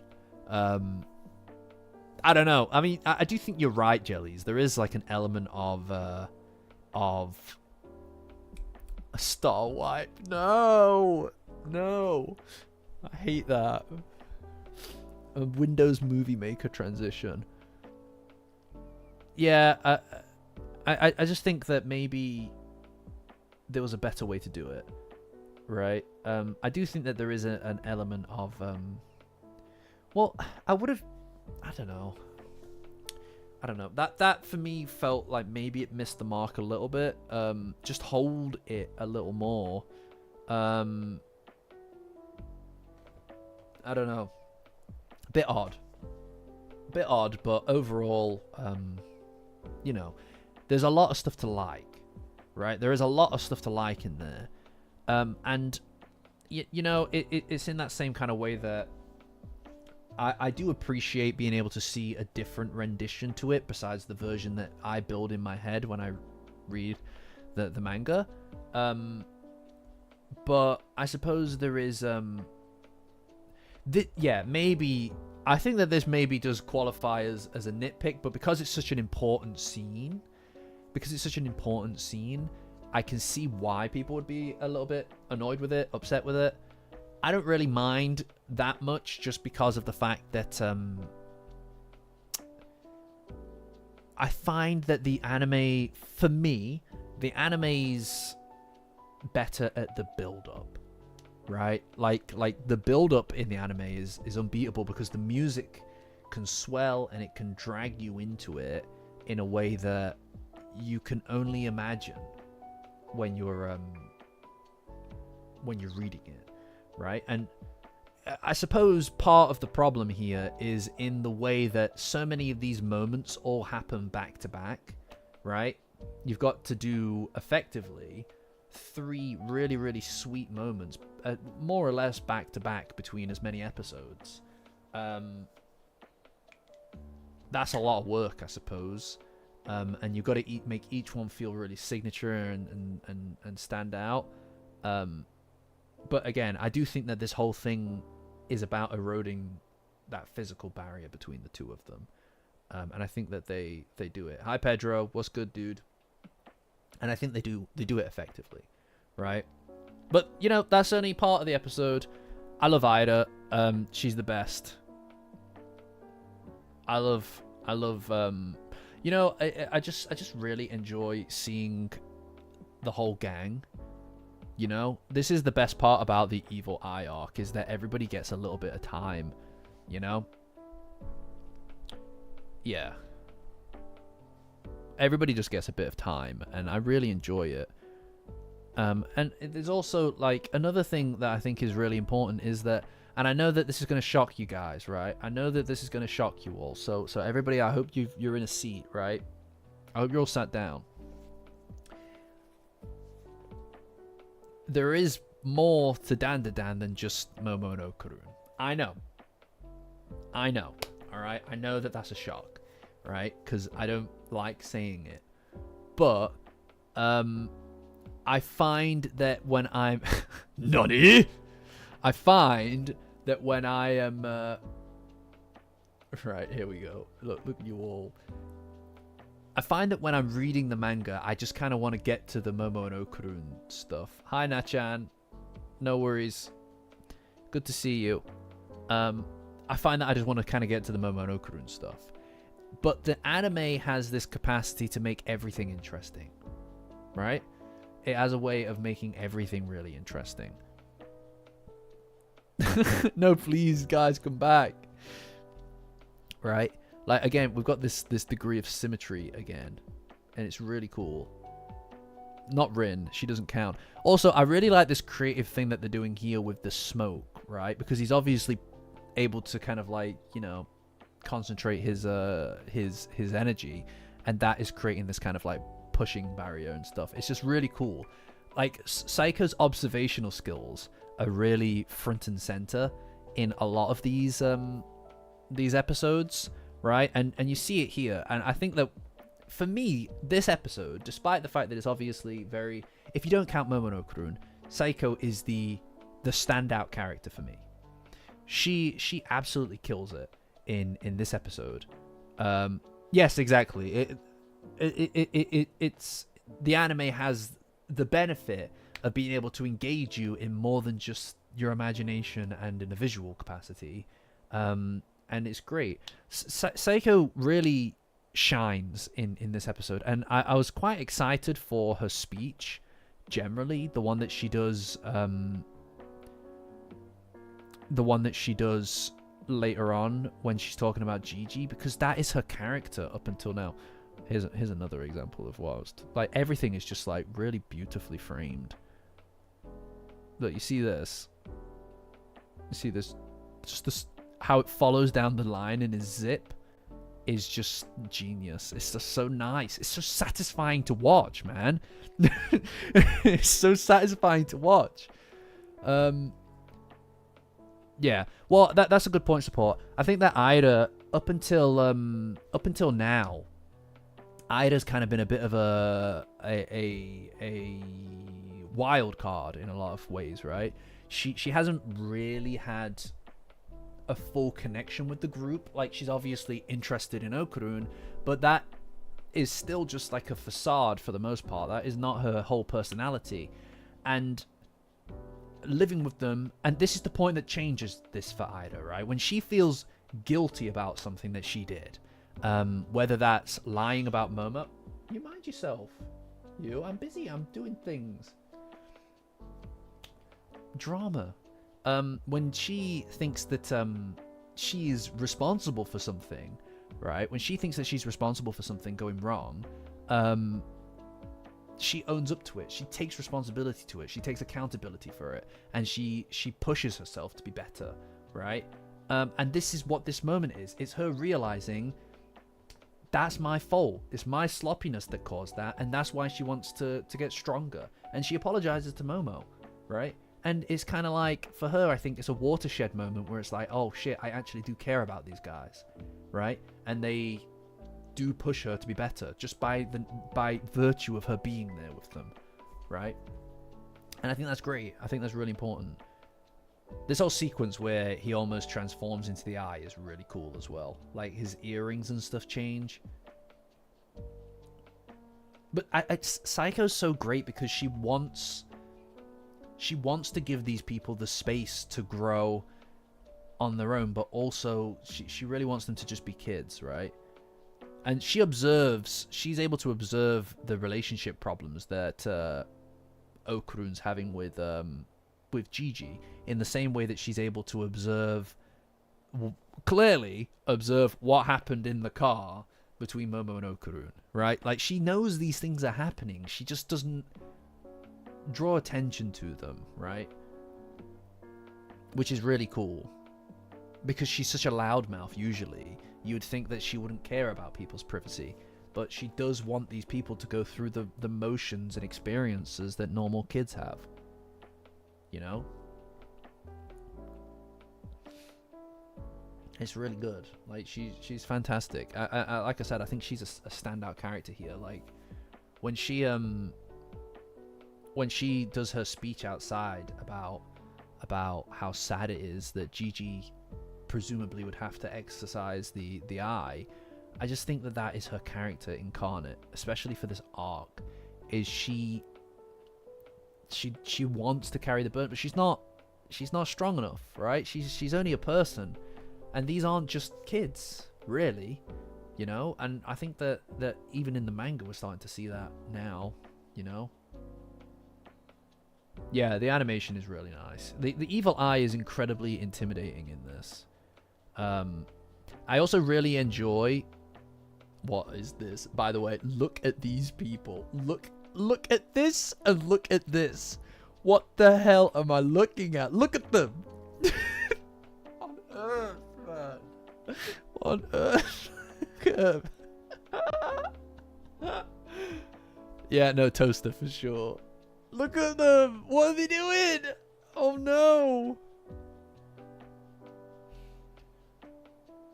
Yeah. Every face they're painting. And then obviously, look, even here, look at her. What's going on with Ida today? What's going on with her today? What's going on? Oh no. Gigi got splashed. Everything just moves in slow motion. It's great. Peed Dandadan. Janny, that's gross. Yeah, no, the evil eye is very intimidating. He has that kind of like constant he has that kind of constant, like, he's a ticking time bomb. Do you know what I mean? Like, he is a ticking time bomb. He's waiting to go off. And it does feel like that. Yeah, no, the shot from Seiko is so good. It looks really good in the manga as well. But also, the eye is clearly getting stronger. See where she tries to use the seal on it. It's like... No, I've already read it. It's too late, Jenny. The desperation as well is... This whole sequence is really good.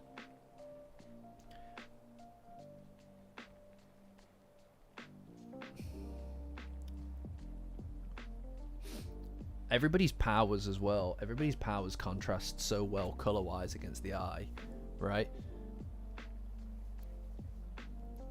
The way that he just kind of like drags himself forward as well, making the things smaller. This guy he's just got murder on the brain all the time. His whole thing is wanting to murder people. It's crazy. Bro, you need to settle down. Stop trying to kill people. Look at him. He loves murder. It's like, stop, dude. Come on. You don't need to be this guy.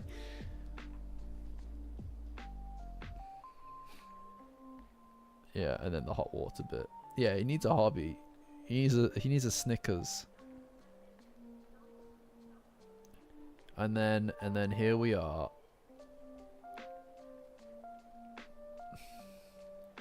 I swear to God. Yeah, a whisper gold would set him straight. And then Momo covering his mouth also feels like that's new, right? Like, it's kind of like almost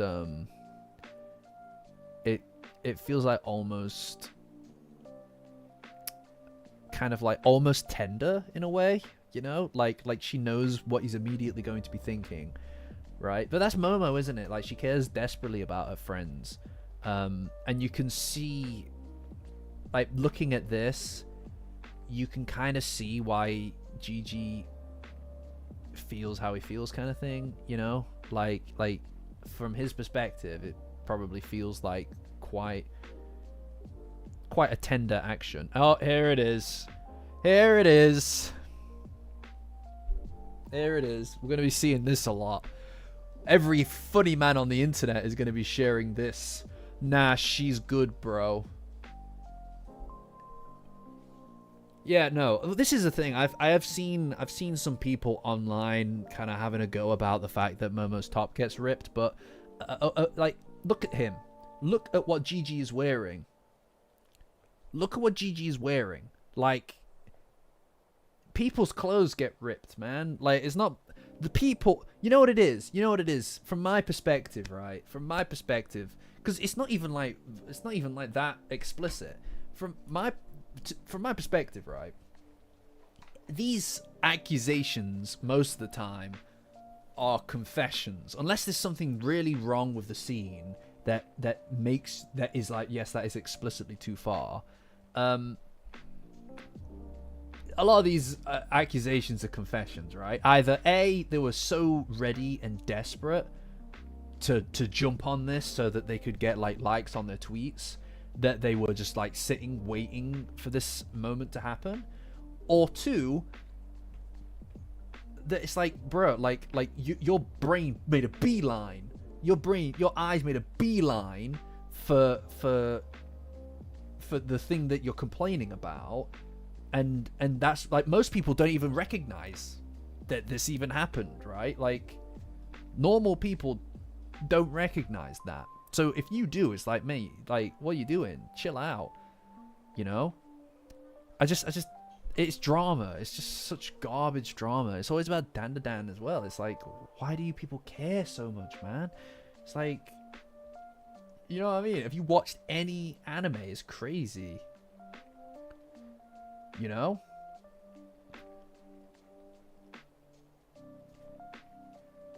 No, well, yeah, I mean, there are things in Dandadan, right, that you can obviously point to, and you can highlight, like, yes, okay, there is a couple of fairly weird, explicitly weird moments, right? But it's kind of like, it doesn't feel like it's necessarily done in a way that is, maybe the first chapter is maybe a little bit, for some people, something that they could perceive that way, but it doesn't feel like it's done for any explicitly fan service kind of instances, right? Not necessarily. And this isn't one of them. I just don't think that this is one of them. I think that this is just like,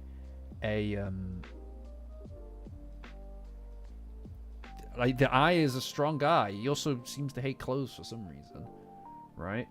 Like, I just think it's much ado about nothing. I think it's absolutely much ado about nothing.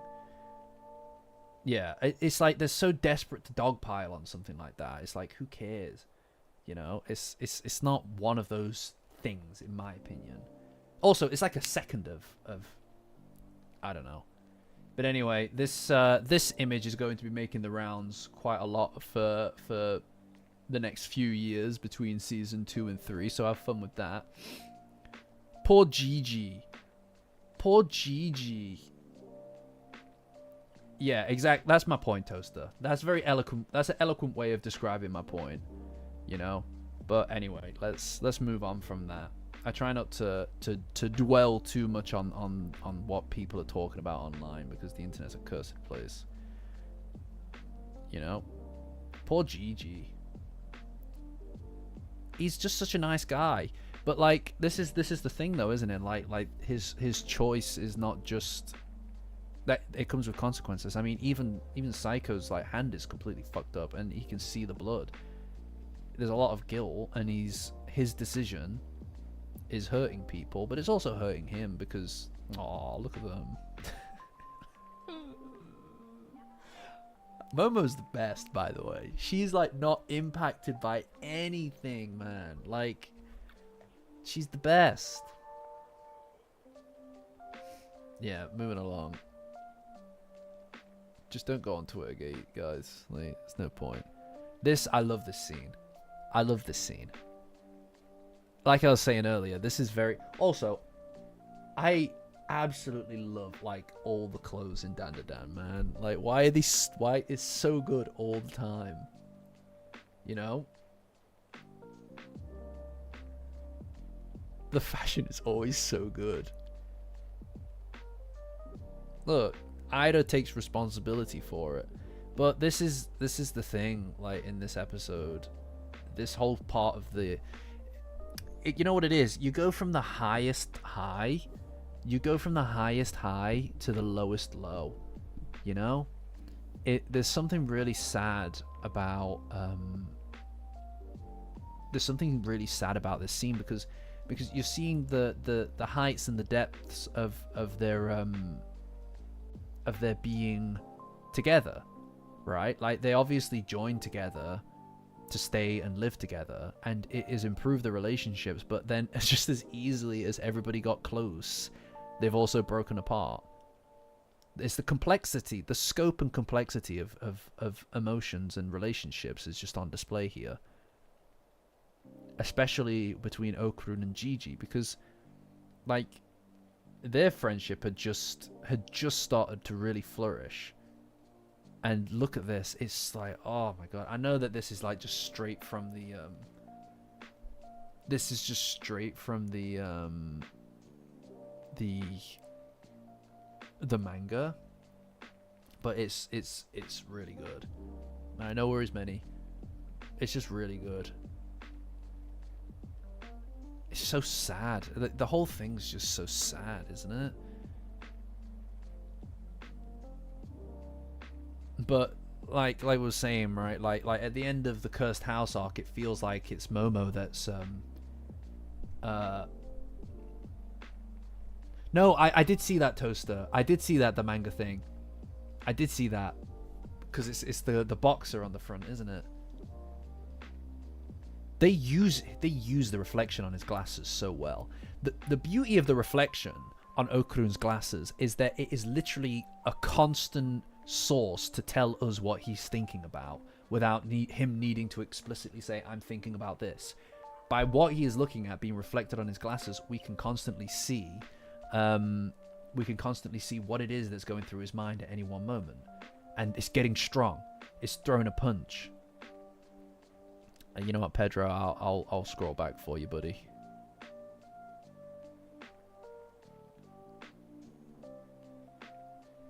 Here you go. Look, see. This is the same one that Okurun's reading later on when he's trying to throw a punch and Turbo Granny shows up.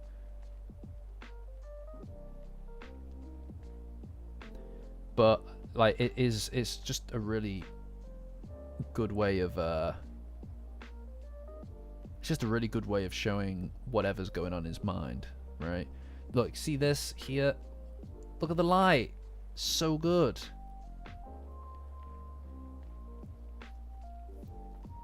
Such a simple, needless transition. They didn't need to do that. It's like so much more work. I don't know, Juku. You know, guy's just on the farm. He's toiling. Peeny Weenie's toiling. He's toiling in the fields. Look at him.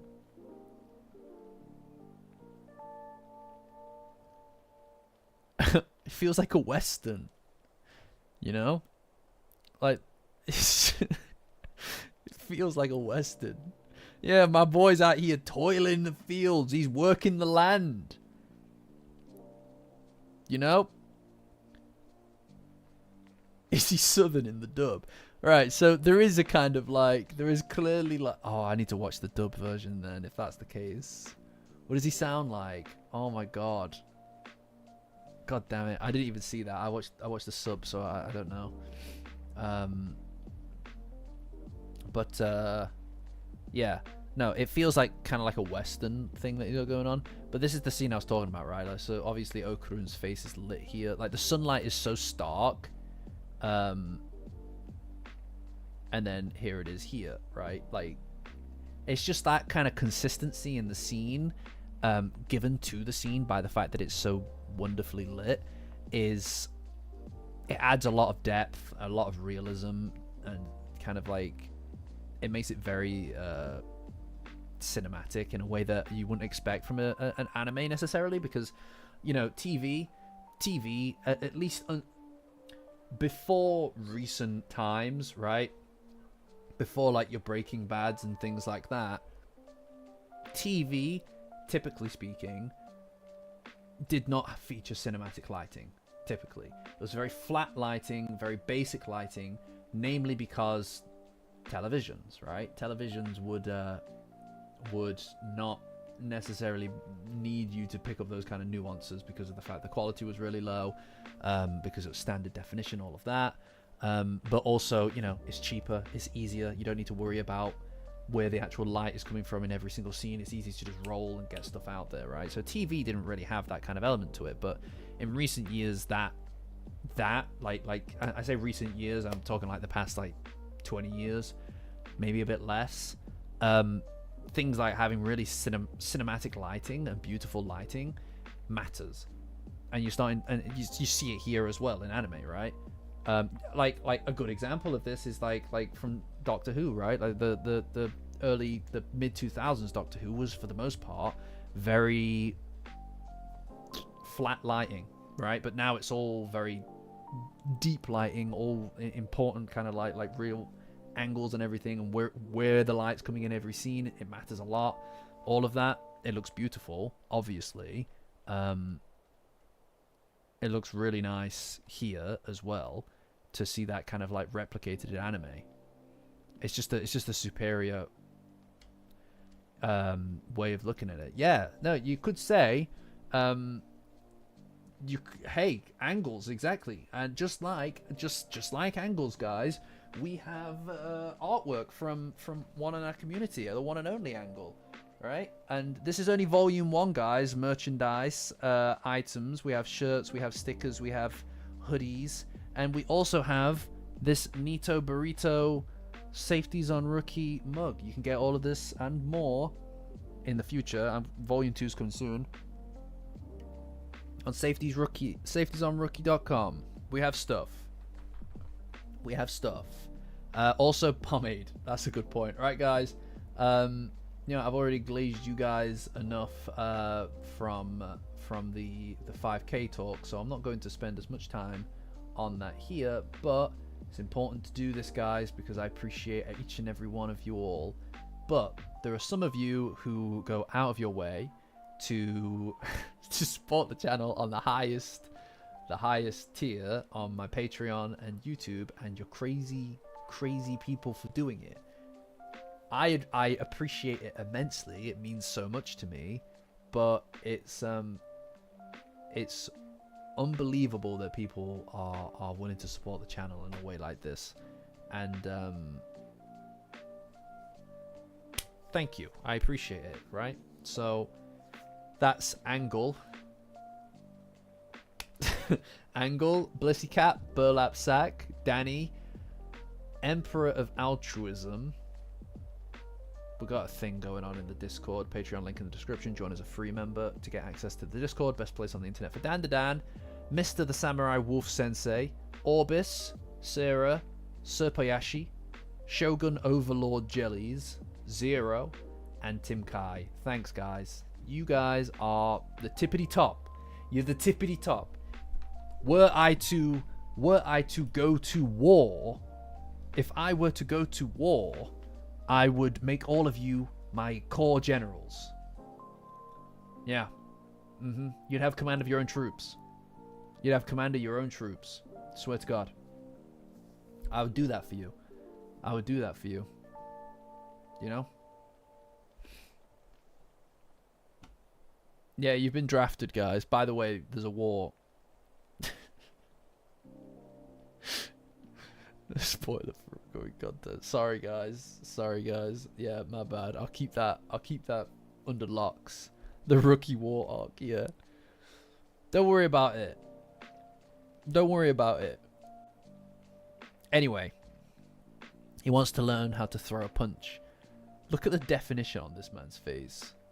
Look at it. God damn. Look at him. He's got that Clint Eastwood look. You know, like chiseled jaw. Crazy. Look at him.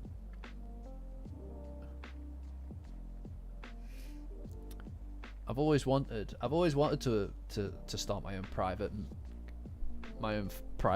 military company, my own PMC, just like Hideo Kojima would have wanted. He's walking back with his walking stick. Man, these guys live such a simple life. Like, I know it's not, but like the house is just like all the way out there. They just kind of chill out. It's like, oh man. You know, all I want in this life, guys, is to just like run a little cafe and have a little house that's out in the like just out of the town, kind of a little bit remote, you know, just chill out. I don't want to chill out all the time. I want to chase that bag. I don't want to chase that corpo money. I don't want to chase that corpo money. I just want a house like this. All right, I just want a house like this. You know, hey, what I'm saying, maybe we can get guys. I got a great idea. Why don't you guys all come and work for me? It will be for nothing at first, alright? You'll be paid in exposure. You'll be paid in exposure, at least at first, alright? Until we got off the ground. I'll do anything to destroy Pacha's house to create Cuscotopia. I will do anything to destroy Pacha's house. It's very important to me. Anyway. This is really sad here. Cappuccino's on Rookie. Look, it's really sad. Look, he's like, no, I'm too embarrassed. We're not friends anymore. Like, no, Gigi, you didn't do anything, my bud, my guy. Oh, it's so sad. And then she knows. She's like, oh, what's going on, dude? She's like, what the hell? She sees it all, man. She sees it all.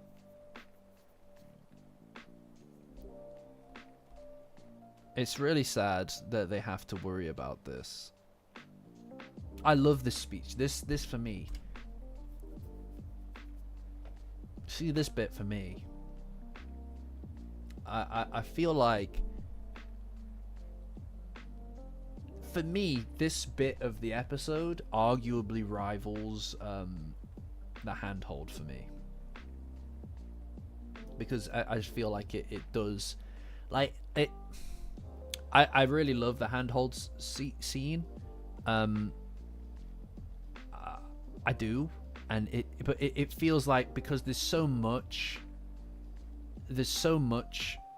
that's already kind of been done in it, if that makes sense, in regards to the handhold. Like, we've already done it kind of before, and I also prefer the bit in the tunnel. I prefer the tunnel scene to the walking home scene. Not that I don't love both of them, I do.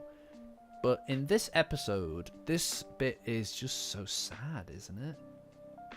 It really just captures her entire character in this arc so well. It's that she's trying to keep it all together, you know, but you can't. Doing the right thing is difficult. And it costs a lot. Most of the time, trying to do the right thing is impossible at times, right? And that's what this is. It's an impossible situation. But kids having that kind of like simplicity, right? That kind of simplicity in life to wanting to do what's right is a very conceived as a childish thing to do. But what's wrong with that? You know, why shouldn't people be allowed to have that, keep that alive as long as possible? Growing up means shedding away with that and replacing that kind of pure simplicity of, well, it's the right thing to do, with all of these extra layers of things that seem like they matter. Right? But they don't. Not as much as you'd think. And she wants to keep that alive in them for as long as possible. Oh, the lighting is at this point the lighting is a non-starter, right? Like, it's all excellent. Like, that discussion is like every time. Like, when he opens the door and it just kind of bleeds through. But there's also like this element of like the lighting coming through the glass too onto Seiko. It's like, it's a very realistic kind of rendition of how this scene would actually look, right? Yeah, I think she's great, and they've really amped up her role in this arc by having it so that she sees these dynamics at play, right? She's got more life experience. They are living under her roof. And she's starting to see how all of these people fit in together. And I think that's really cool. In a way that wasn't explored in the manga.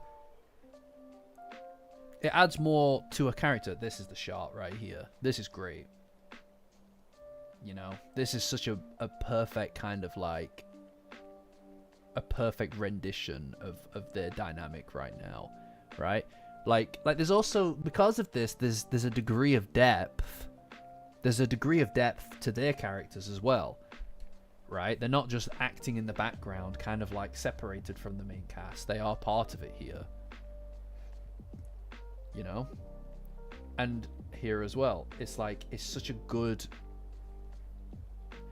like they are on complete opposite ends of the spectrum on this issue, right? Both of what they are saying, what both of them are saying is valid, right? For the record, they're not on the same page. They just I think that there's a stubbornness in Seiko that isn't necessarily in Manjiro, you know? Yeah, exactly. Like, neither of them are in the wrong here. It's not like one of them is bad and one of them is good. It's like you've got dark and light, opposites but as valid as each other, right? Walking into the house and her staying outside, there's an almost like an ignorance in that, sitting outside on your own, and it's just nice, and it's reflected in the scene, right? But there's also, I guess, a bit of a division. And then obviously her cigarette falls and it is just really sad. That's a really simple kind of like conclusion to draw.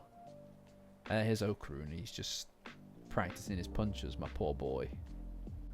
I love Turbo Granny. Oh my god. This is the thing. The last arc and this arc are really where she shines. Up until what? Like, oh my god, Danmara. Up until the Danmara arc. Right? Am I crazy? Is that right? No, she gets a bit in the ombudsman thing, doesn't she? Does she? Not really. Like, she only really starts to get involved in Danmara when they want to use her to get the golden ball, right? When they want to use her to get the golden ball. Yeah, she's in. Oh my god. Years. What are they gonna do? Because she's years. You're talking years until she plays a proper role in the anime again. That's what you're talking about. She's great. She's such a good character. I'm glad that in the manga right now she's involved as hell, right? Like, she's really involved, and that's great. In the story, that is. But there is oh my god. Oh no. It's like having her here and in the Cursed House arc was really refreshing. It was really refreshing. I'm sorry, okay? It's not my fault. It's your fault. You tuned in. Don't leave. She's just so good. Danmara is so long away. It's so long. Oh my god, no. It's so long away. No, she is involved in the story at this point in the manga, right? She's not a major player, like on the episode, on the chapter to chapter scale, but she's gonna have a big moment. I'm telling you, she's gonna have a big moment. No, guys, please don't leave. All right, okay. Come on, guys, what do you want? Think about all the things that I offer: entertainment. The Discord, Patreon, link in the description. Join as a free member to get access to the Discord, best place on the internet for Dandadan, or so I'm told. And merchandise, which you can get your hands on now. Volume 1 of the Safety Zone Rookie merchandise. We've got hoodies, we've got shirts, and we've got stickers, and we've got stuff, including this drinking utensil device. A futuristic technology that can hold liquids. Holds liquids, and you can take it anywhere with you. See that? Water. No longer No longer must you stick your head underneath the faucet or tap and turn on the cold water and drink like a dog. No longer do you have to do that, because now you have the Safety Zone Rookie mug. Oh, you like my little plant? It's a bonsai tree. Do you like it? I'm not squatting 5 times at all. What's wrong with you people? What's wrong with you people?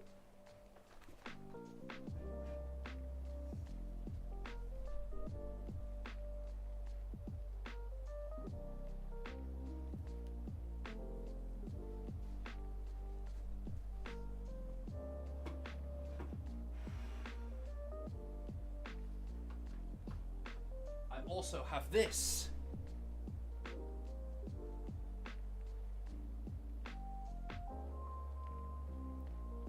What do you think?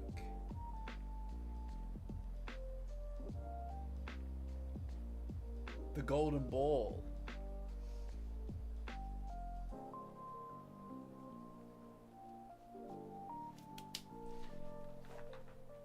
Did you like the lens flare? Did you like the lens flare? I liked it a lot. What? The plant's name? Name the plant? The plant? I'm not naming it Nevin. I'm not doing that. Yes, it's a Kintama.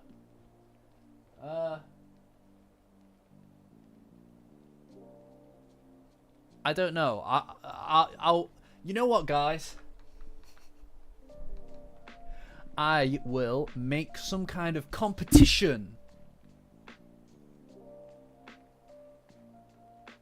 I'll do some kind of competition in the Discord. Patreon link in the description. Join my Patreon as a free member. Free is always good. And then you can join the Discord. And over on the Discord, we will do some kind of competition or something like that to name the plant. To name the plant. Easy peasy, isn't it? What do you think? What do you think of that? Pretty good, I'd say.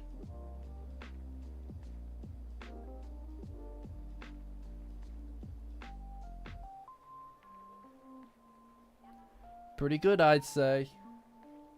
But you need to join the Discord. Also, here's the cat. That's what she looks like right now. She's been sleeping all this time. She's been such a good girl. Coming in hot with Planty McPlant face. That's a deep cut. That's a deep cut. She's been such a good girl all stream. She's been so well behaved. She's been so well behaved. No, we'll do the competition will take place on the Discord, guys. Alright? Stop. You aren't getting the competition thing, are you? I need to come up with what the competition will be, but we'll do that on the Discord. So, no more talking of it here. I refuse to entertain any more discussion. I refuse to hear any more discussion about it. She looks like a cinnamon roll. She does. She's cute. She's cute. You're all absolutely just... I'm not entertaining this anymore. Alright, lol. Have a good one. Have a good one. I'm not named... you know what? You know what? If you don't stop with this business here, I'll cancel the competition. Alright? I'll cancel it if you don't stop. Stop calling it. Stop saying Shaker, or I'll cancel the competition and you won't have any chance to name it, and I'll name it something like Melvin. Don't make me do that. I'll do it. Yeah. I'll do it.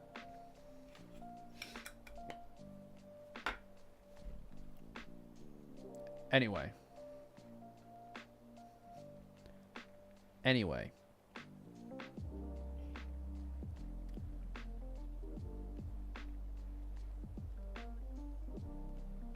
Alright, Monado, catch you. Hope you feel better soon. Anyway, Turbo Granny's eating her apple. She's so cute. She's so cute. It's not named that. And you know what? You know what? You know what? Actually, because you've all infuriated me, so I am excluding the name Shaker from the competition. You've done that. That's your doing. Say, oh, thanks everybody. Thank you everybody. I'm excluding that from the competition. Yeah. Yeah. Look here. Look how nice this looks. This whole scene looks great as well. Like, there's always a light in the scene that really just creates that kind of pressing kind of look. No, you've done it now, guys. You've done it. There it is. The punch hoodie, guys. It's the punch hoodie.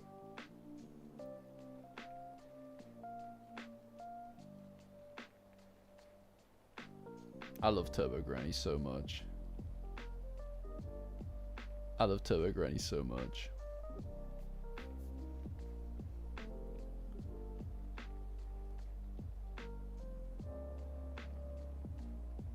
So good. Aw, Jenny. Thank you, Jenny. That's very kind of you. Thank you. That is... that is very kind. There's something very sweet about just dropping a membership out of the blue. It's very kind of you. Thank you. It's I still don't know how to react properly to people spending money on fucking channel. Is crazy to me. It's crazy, but thank you. Genuinely so overwhelmingly kind of you. Thank you. Thank you, because at the end of the day, guys, at the end of the day, you know, when when we're doing the streams here, I turn off the ads just because I prefer it not getting interrupted every 2 minutes, right? I run the ads on the when they've already been uploaded, but because of that, it's like you're talking like 3 pence, like 30p per stream. Oh my god. I'll take Kintama into consideration, Serpo. Alright, but that doesn't change that Shaker is outlawed. That name is outlawed. Anyway, what was I saying? Oh yeah, you $10 is a silly guy. Yeah, but you're gonna have to remind me for this. There you go. You got your silly guy. I hope you're happy. I hope you're happy with your silly guy, with your purchase. I don't remember what I was saying before. It's gone. It's gone. Anyway.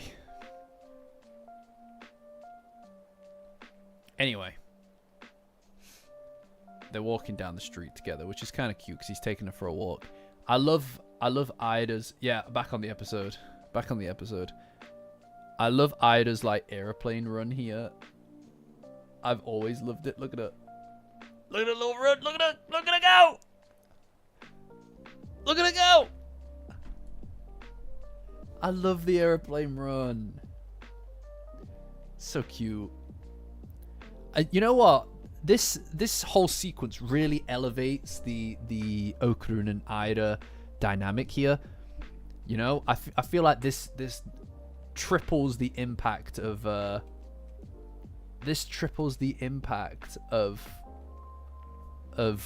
manga. Look at her.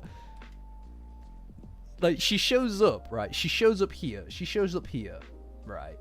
And she's like obviously acting really cutesy and stuff. And it's kind of like, oh, where are you going, kind of thing. It's like there is an underlying intimidation to it, right?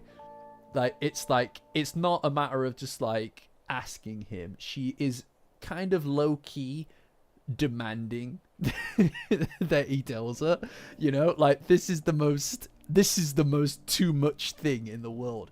She's so good. I love her. Yeah, she's like a cat. That's it, support. You know what, support? I feel like we're aligning. on this discussion, right? this I think is a really important moment for Ida and Okurun, right? I like that they're getting a little bit of time aside for themselves, right? You know? Also, Ida's kind of like not had much to do. Yeah, that is it. That is exactly it, Blissey. Ida's not had much to do in the previous arc, so seeing her actually involved is great. I love it. Also, the transitions. Also, did they change the like hue of her hair a bit? By the way, right? It feels pinker than it did before. I just love that kind of like that element of the yokai side of these people, kind of showing off their truer selves. Yeah, I feel like Ida's whole thing at the end of this sequence, which we'll see next episode, is kind of like it makes the relationship or her desires towards Okurun a little bit more legitimate, right? Like, Ida as a character has always been the kind of person who is judged by, partially because this is the way that she sets up things in her life. She's really judged by her the way that the world perceives her, right? So she crafts a very specific type of personality that's palatable to people, but also there's like a perfectionist element. It's constantly this facade of being this person that everybody can flock towards, see as popular, all of this kind of thing. But those aren't her. That's the projected self, right? It's like complimenting the thing that she thinks people will like means very little, because you are complimenting the thing that she designed to be liked. So obviously you're going to like it. Complimenting her battle performance is complimenting her for something that she actually physically wants for her. She doesn't want to be Miss Popular necessarily to fulfill some emotional thing for her, really. It's just so that she can be the best. Presumably that's in line to some degree with her mission to be somebody that her mother would be proud of, right? So being the best, being the most palatable, being the most liked, all of these things, being the most everything in the dimensions of which are palatable or preferred in society, right? That's why she kind of acts like a ditzy girl and stuff at school. Those are the dimensions in which obviously people are going to like her for that, because she crafts a personality around it. But Okurun complimenting her based on this thing she wants for her, not something that's typically seen as super girly fighting, and also something she actually physically genuinely wants to be better at because of her failure earlier on in this episode, what she perceives as her failure in this episode, to me, is Okurun cutting through all of that falsehood that surrounds her, that she projects and shrouds herself in, to talk to the real Ida and compliment her on something that she actually wants to be better at. It's so conjuring the facade and bringing that to the forefront to be like all cutesy and super girly towards him, like she normally is, like you know, is something she can't do because it's real. You know, the real Ida is in there as well.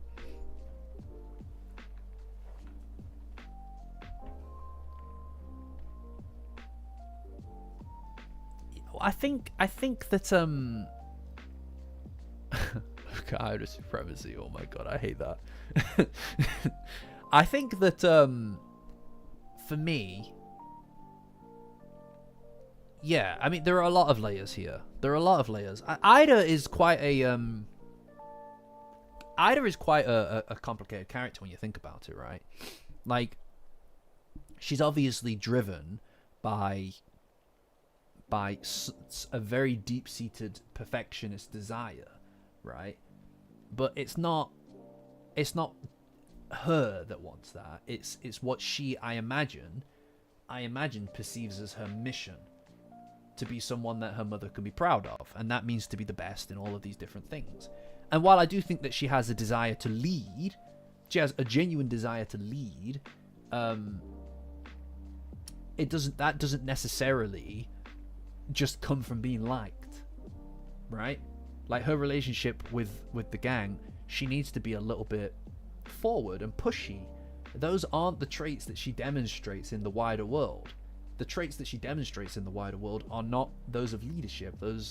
They are almost Machiavellian in a way, right? It's like, it's lying and acting as though you're somebody you're not in order to get what it is that you want, which is social standing, betterment in this mini society that they have at school, all of that kind of stuff. Whereas here, this way that she's acting here, whilst yes, it's obviously influenced by the power of the yokai, demonstrates this inner desire to be brash, right? To be pushy, to be forward, to not rely on this kind of super cutesy kind of like veneer to be palatable to get her way. She wants to just say what she wants and get it, right? And work for it. I don't think that her relationship with Okurun going anywhere anyway would have even been good for her, because she would have been using that veneer, that demeanor that isn't really her, in order to achieve her ends, right? Whereas Momo, in comparison to that, is definitively, straightforwardly always herself, authentic, the real thing, right? Now, she obviously hides part of herself from the world as well, but the gang have kind of gotten past that for the most part. Maybe there are insecurities on a relationship, on a like a romantic level, but those are things that aren't privy to most people. So it's interesting. I mean, she's an interesting character. She's great. All the characters in Dandadan are really interesting, to be fair, and they all have very distinct motivations, which is something that I do appreciate. It's something that I really enjoy about it. Not everybody is drawn and driven by the same thing. And the yokai side of them is interesting. You know, she has a genuine desire to be in charge. Oh, this is the bit that I was referring to earlier, by the way. Literally like an hour and a half ago. See this? This is exactly the same sequence of flashing shots, the same music that they play in the first episode when Momo's at the hospital. And then it also changes to her phone and she's talking to Okurun over it. It's just a really nice callback to the first episode. Big fan of it. I don't know if you noticed, but I'm a lot more daring here with what I'm showing on the screen. Like, I'm just kind of like, see what we can get through, right? Like, what are they going to do? What are they going to do? Demonetize me? I know she still has Muko's phone as well. She stole it. She stole her fucking phone, right? God damn.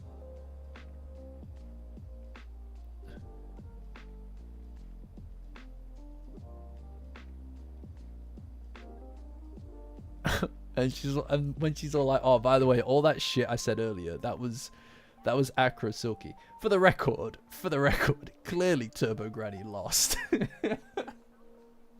She clearly lost. Look at her. Mind yourself. Mind yourself. You mind yourself.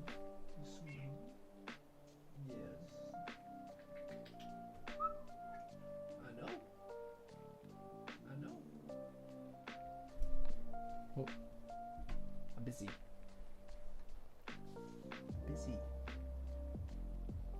Anyway, I know. I miss Turbo Granny as well. Yeah, no, they're probably fine, Toaster, for sure. But clearly Turbo Granny lost this fight. Look at her. Just like crap. She'll come back, guys. You know, like, for me, like Ida's ability to change is so transparent. She's so transparent at any moment. Look, wait, look at her. She just changes inside of one frame. That's it. She just changes in one frame.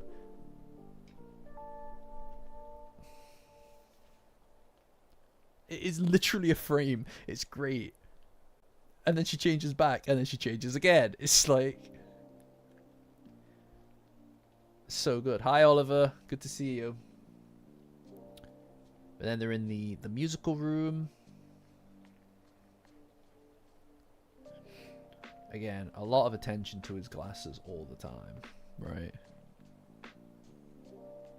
They're just a really nice way of framing the scene, I suppose.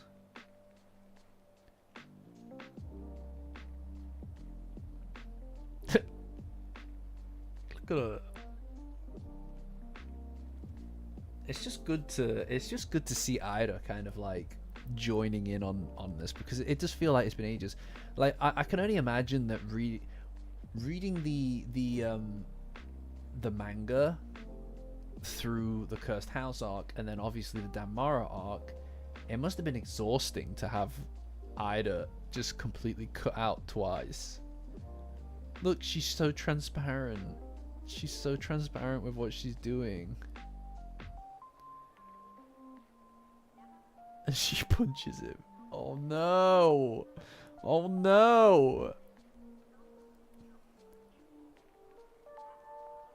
Yeah, I know. She feels like a member of the gang here. I love this. This, for me, is like... This is the most important Ida moment for me. Right? Right? See... Wait. Hold on. This is the most important Ida moment for me. Going into the corner and just like beating herself up about it is crazy. It's crazy. No, I'll get struck. I'll get copyright struck if I stream the episode. Look, she's just like hates it. Like a crazy person. It's like having a crazy person in the room. Yeah, it's like she's just gone into the corner of the room and she's just started talking shit to herself the whole time. It's like being with a crazy person in the room, and then she just look at her. It's like she's just like a golem thing. What do you mean that's you? What do you mean that's you? She just goes and sulks. It's so sweet, isn't it? But like, this is the thing as well with Ida. She's very emotionally immature in a lot of ways, right? Episodes on Twitch. Maybe they do. I wouldn't want to risk the channel getting a copyright strike under any circumstances, so it's just not worth it. She's just really sweet. She's just really sweet. Look at her. Yeah, she's got a very childish look.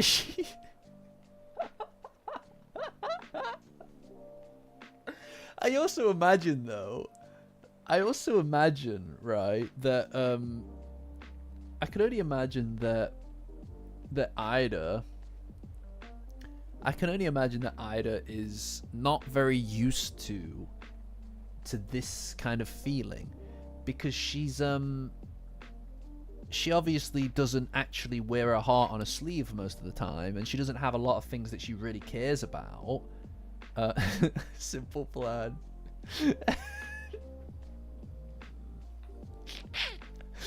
I love that. But so to be kind of like so embarrassed publicly is quite entertaining to see. It's quite a shift for her. I'll tell you what's really gratifying about this scene, actually. You see this bit with Okrun jumping up and down to the rhythm of the piano, right? There is something really gratifying about this, because I remember doing the Evil Eye arc video, right? See this? I remember doing this could be a really good GIF, by the way. We need this as a GIF. In fact, I'm commissioning you to turn that into a GIF, You know who I'm talking to. But I remember doing the evil eye. Has he already made it? Damn, he's good. I don't need an emotion for it. Yeah, when I made the evil eye video, retold video, I remember really struggling with this sequence because I was like, how the hell can you demonstrate this, right? Because in like the manga is as simple as just a few pictures, right? But for me, I was like struggling, so I just got the little guys who went to the sound of the piano. I'm very gratified. I'm very validated by the fact that they did the literal same thing. That they also clearly struggled enough that they were like, how the fuck are we supposed to show this? So let's just show it as let's just do this with it. Look, it's literally what I did with it. It's like, it's the only way to do it. What else are you supposed to do? They did a better job of it, obviously, because look at them. But it's very gratifying to see it done the exact same way in this. No, they definitely are not taking pointers from me, I promise you. I mean, I think it's more that there are only so many ways that you can do it, right? There are only so many ways that you can do it. I love the Evil Eyes finger guns as well. It's great. I love how his underwear looks like a nappy. What is it? A diaper. GG in the house says otherwise. Alright, I'm going to prove that, by the way. I assume my check's in the mail. I can't believe that after 2 weeks ago on the stream, they were like, oh, no, he's right about the pillar. Quick, guys, get episode 7. We need to get rid of that pillar. We need to get rid of that pillar. This order comes straight from the top. Tatsu broke. He smashed down the office. He's like, we need to get rid of the pillar. It's that guy again.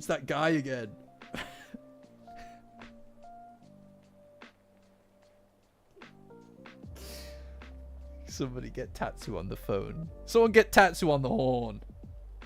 Photoshop generative fill. Yeah. And just type in get rid of pillar.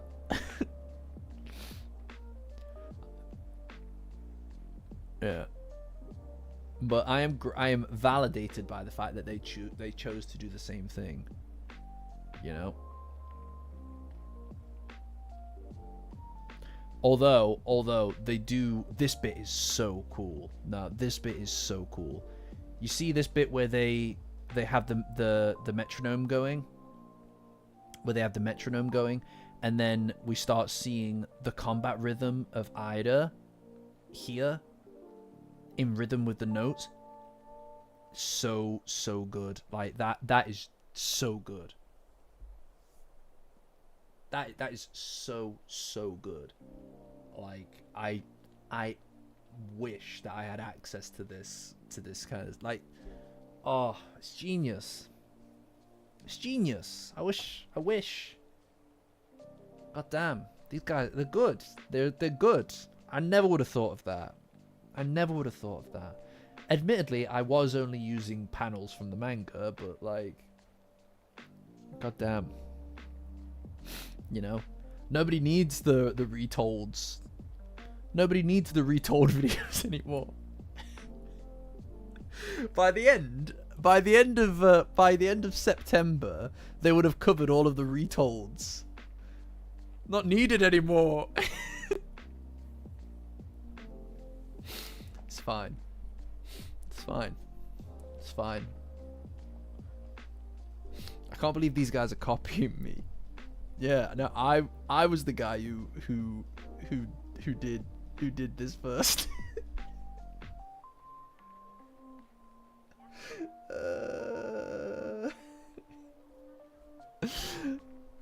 Oh no, please. You have no idea how much work that's gonna be. The Space Globalist retold. It haunts me. You know? Oh, that is cool, Pedro.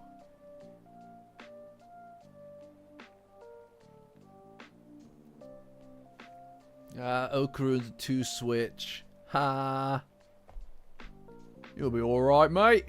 Yeah, you're alright. He's alright, isn't he? It's not bad. Oh no, it's Beethoven, and he's got red eyes. He's looking for some payback.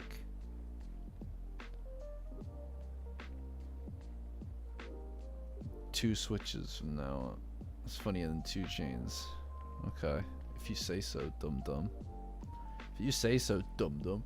Yeah, that's a bit of alright, isn't it? Fuck you know. Yeah. Won't keep that out of bed. Blummeneck. Yeah, too bloody right.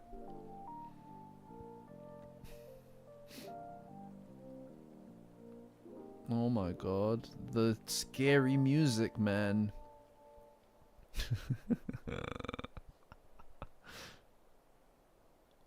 And here we go. Next episode's gonna be crazy. Next episode is gonna be crazy good.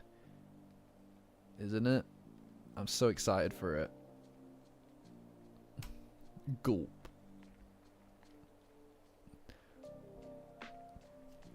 And that's that. And that's that. Well, guys, as predicted,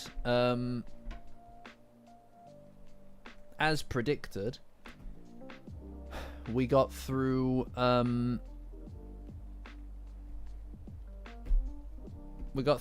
it very slowly. We got through it very slowly. My plan to do an episode ranking has fallen through. It's your fault. You guys keep talking about throwing it back and shit. So it's not even me. It's actually not me. I tried to power through. Don't blame me. Don't blame me. To the Amiga community.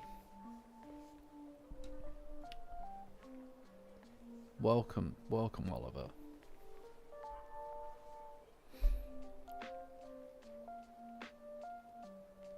The manga stream usually goes quicker than this, and you know, at the manga stream, after we've done the actual manga, I'm intending to go onto the rest of the Daizuken.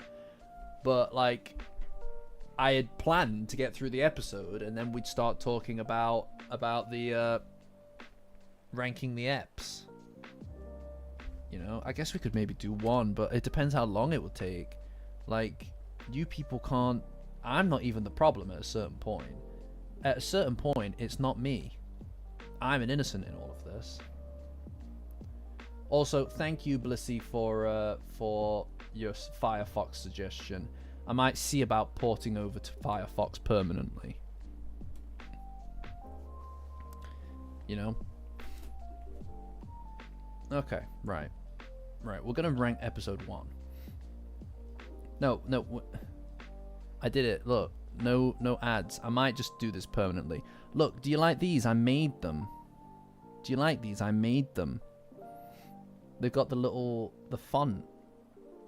They've got the font. What do you think? Do you like them? Right, guys. Thanks, Toaster. Appreciate you, bud. Right, so yeah, we're back on tier lists, guys, right? I felt like it's been a while. It's been a minute since we've done this, right? Now, it's important that we talk about this, right? I can't see this getting quite as heated as the character one. Okay? Realistically, stop just saying A tier. We're not there yet. Oh my god, guys. They were in order, but then don't start with me. Don't start with me, Blissy. This is fucking unbelievable. Fine. Now I'm going to order them. We can't start until I've ordered them.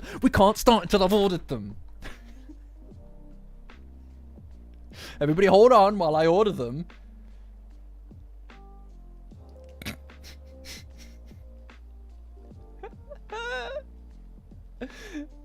Right, maybe I overreacted there. a tad. I believe I lost my cool for a second there.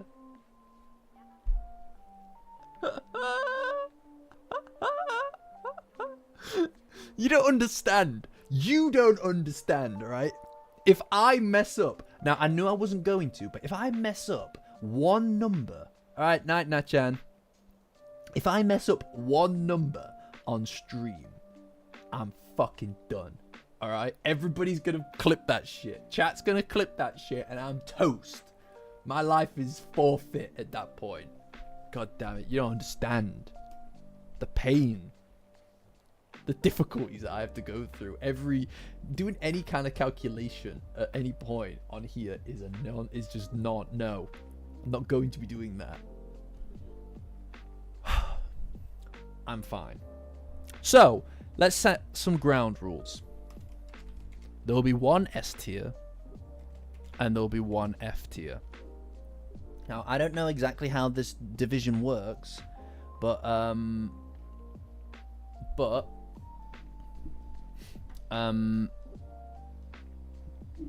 yeah, you get one S tier. I'm not doing an S plus tier this time, because you all cried about it. You get one S tier. What is wrong with you? Otherwise, you're just all I can't believe we have to go through this again. I can't believe we have to go through. And this isn't like last time, because I don't have any like, ooh, Momo and Okurun deserve to be together business. You want an S plus tier? Fine. Fine. You can have one S plus tier as well. How the hell do I do this?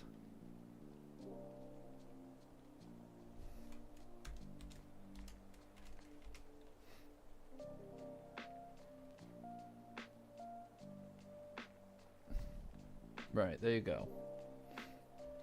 Okay, you can have two S tiers. Two S tiers, one S plus tier, alright? No, you don't, you have to put something in F tier. Alright? You have to put something in F tier. It's not about F, it's not like an F as in, it's a relative F. It's a relative F, right? It's F relative to all the others. Alright? It's F relative to all the others.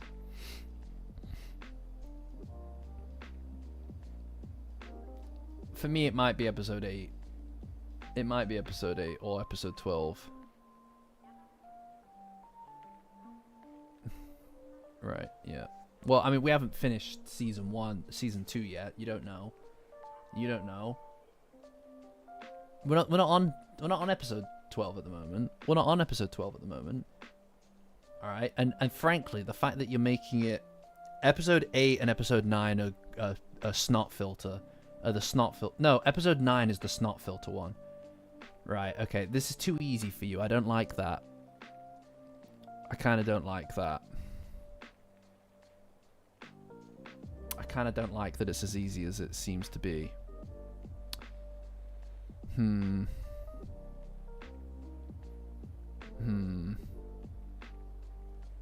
know what? You know what?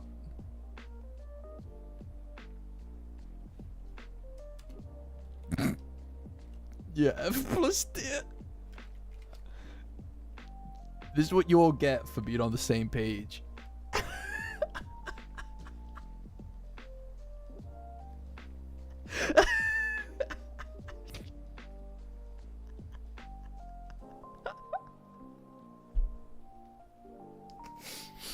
No, it's F plus.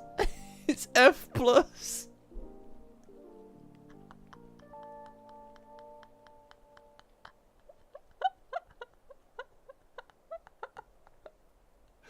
Oh man, I love it. I love being me. Oh, who else? Who else would have done that? Who else is petty enough to do that? No one, that's who. Okay, well you could call it F plus if you want, but that means you still got to pick 2 more things. Okay, right, well we're not on to episode 12, so you hold your horses. Alright. You know what, actually, just while we... You know what, guys, we're not on episode 12 yet, right? We'll get around to episode 12. So I'm just gonna place it somewhere for safekeeping, because I know you guys I know you guys want to talk about episode 12, and I need a reminder. I need to remind myself to talk about episode 12. So I'm just going to put it somewhere for safekeeping. Oh, I don't know. Oh, I'll just pop it here for now.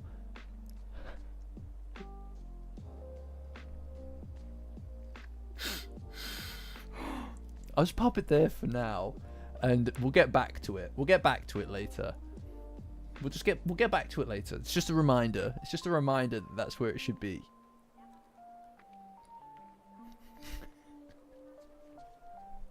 Oh, I've missed doing this.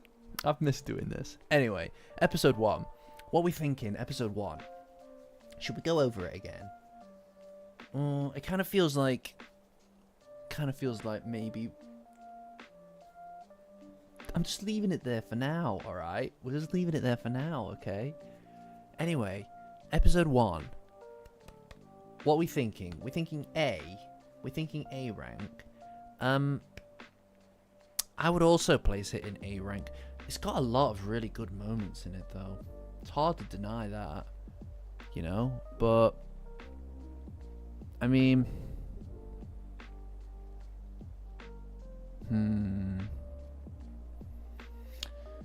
ooh, this is going to be difficult. It is not a B. Alright, the Serpo stuff. Yeah. It has the Ken Takakura line in it, though. And that's how love starts, you know? That's how love starts, you know? That's episode 12. I'm just leaving it there for... Everybody kept talking about episode 12 and how they wanted it in, like, F+. But, we're not on episode 12 yet, so I decided to keep it there just for safekeeping so that I'm not going to forget about it, you know?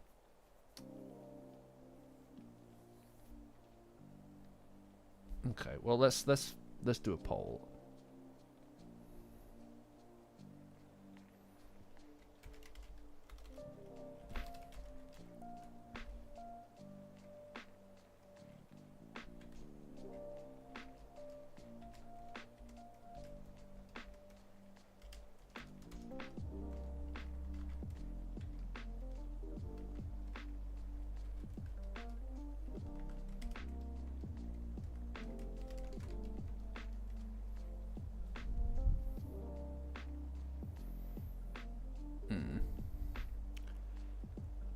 I mean, I'm going to be honest, I'd be inclined to pop it into an A. I personally think it's an A rank. I think that it is worthy of being an A rank.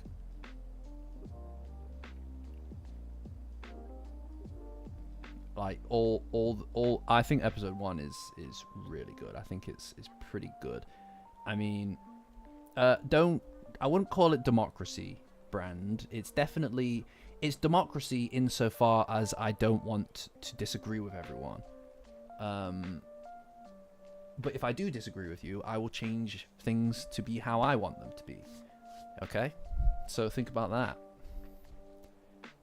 The last tier list got very nasty. Very nasty.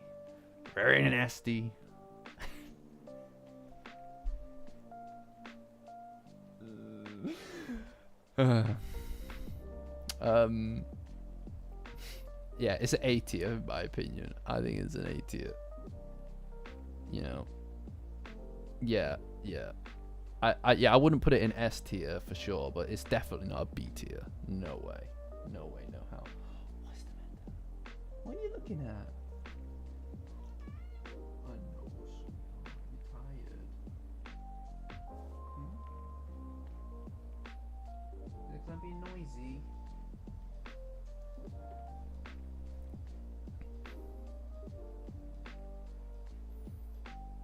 So wrong on the first one of this. Wow. No, there is no A+. That's ridiculous. That's mad. That's only crazy people.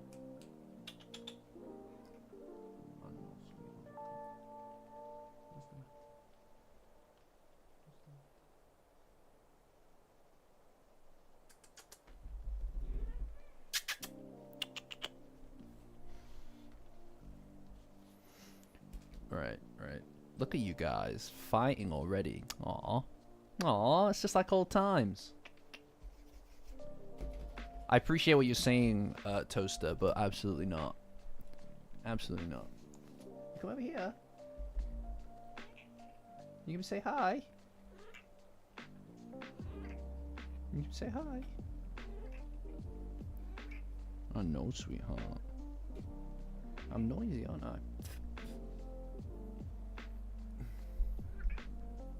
Yeah, this is how the Discord was born. It was in fighting.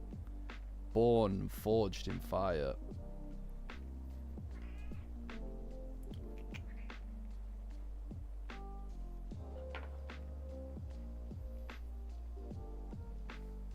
Yeah, this is how it was all born.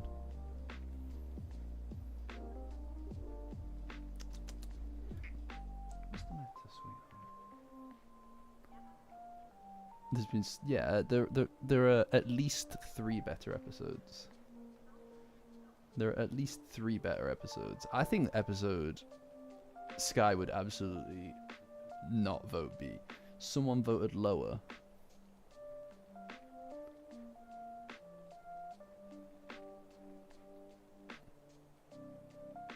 Sky. Name Sky. Can I finish my poll, please, Sky? There we go. A rank it is. A rank it is, baby.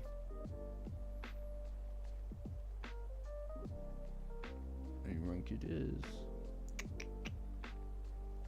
Yeah, A rank.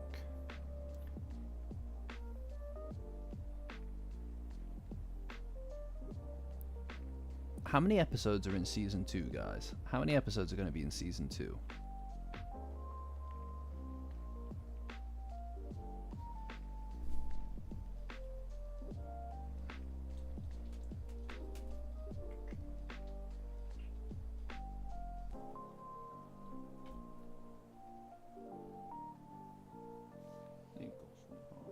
On camera. You can say hi. 12. Right. So somebody figure out how many spaces should be allocated between A and D to make it even. Take away 6 from the 24. Yeah, fur everywhere. Oh, that's episode 12. It's just there as a placeholder, Many. It's just there as a placeholder for now, just so I don't forget about it. We've not actually voted for that one yet, but everybody thingy. Blissy, do you need to ask? Yes, I want it weighted towards D. Yes, please.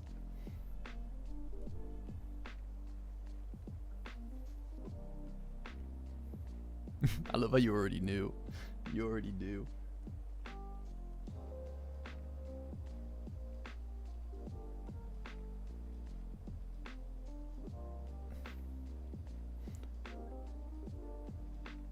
Alright, catch you, Serpo. See ya. Yeah, I've got a kind of like evil villain arc, but it's also because she's not normally this well behaved.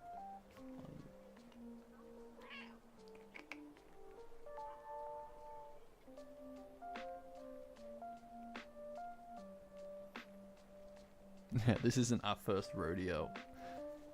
This isn't our first rodeo. Gigi's dad is no one, and he's nothing. He didn't even get... Gigi's dad didn't even get into the Daizuken. It's like he doesn't exist. Even Okurun's dad got into the Daizuken. Just think about that. Okurun's dad got into the Daizuken. He has had more screen time.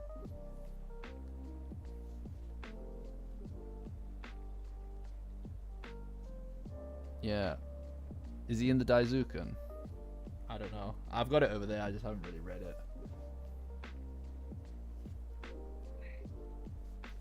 See you, Yuri. You're getting fur everywhere, Sky. What are you doing?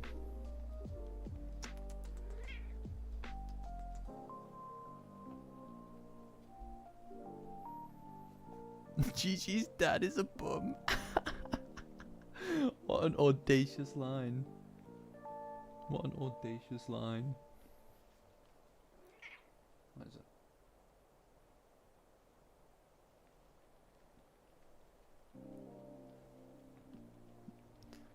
He's a bum. He's a bum. Can you imagine if they cut his lines? That'd be so funny.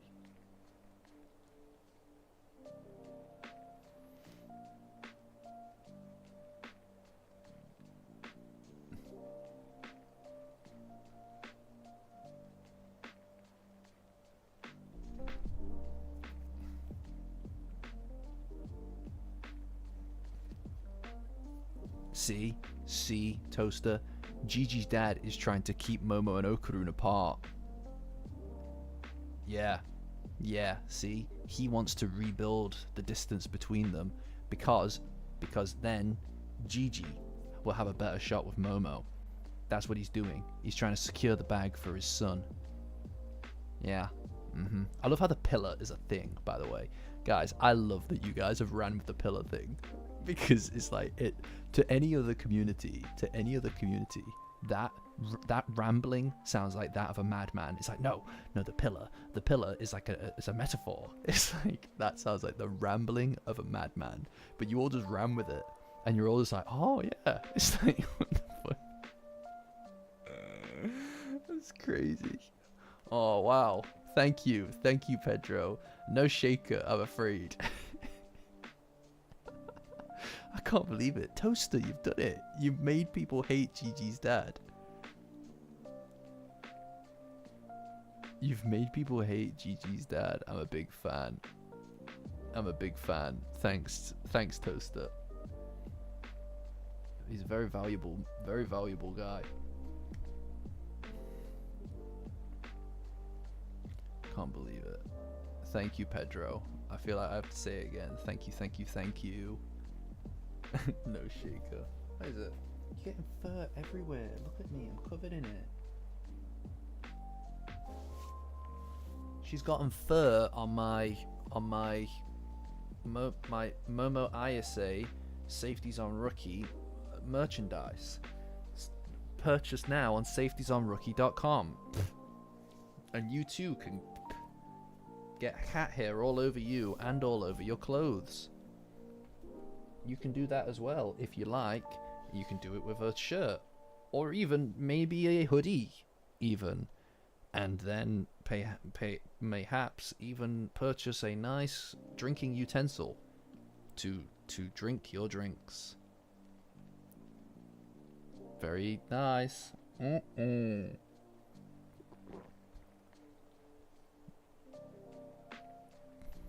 you all hear that? Do you want me to do that louder? Safeties on Rookie. It's what's good.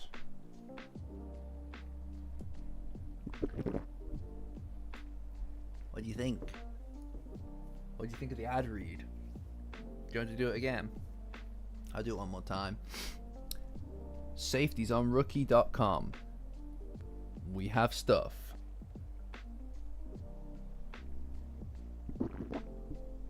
What do you think? Pretty sick, eh? Pretty cool. Yeah, that's my new thing. Pretty cool, eh? Was it loud? Yeah, it was getting a lot of views. That means it was loud. Sick. Badass. Yeah, no, I'm just trying to... I'm sorry. No, don't. Please. Don't cancel your orders. Please. What can I do to fix this?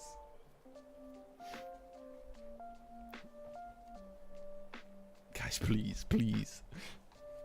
I'm in so much debt to the t-shirt people. They'll come for me. They'll take the cat. I'm joking.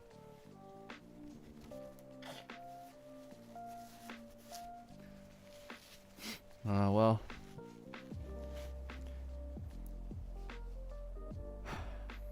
And that's how the channel ends. Not with a bang, but with a gulp. I know, guys, come on. I need to be able to buy Sky her dreamies.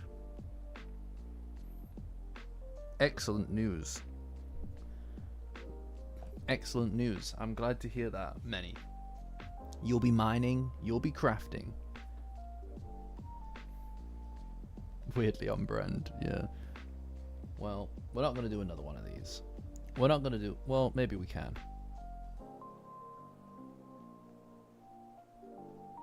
Okay.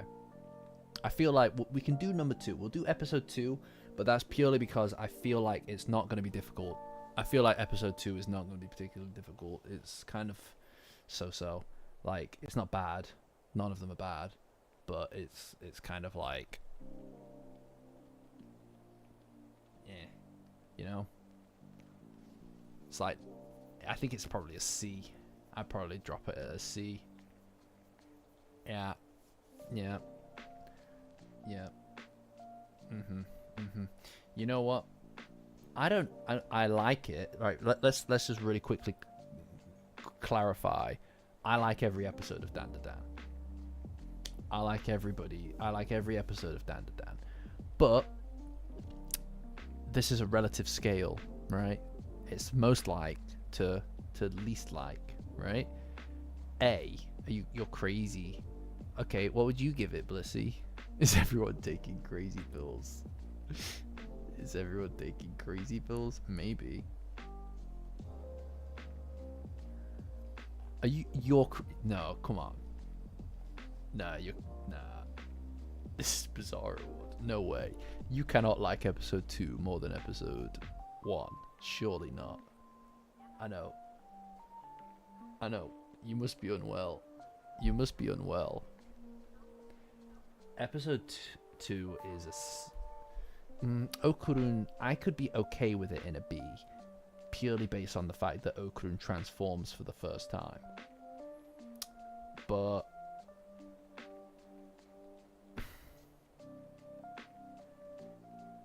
no, it's a C for me. I think it's a C for me. I think.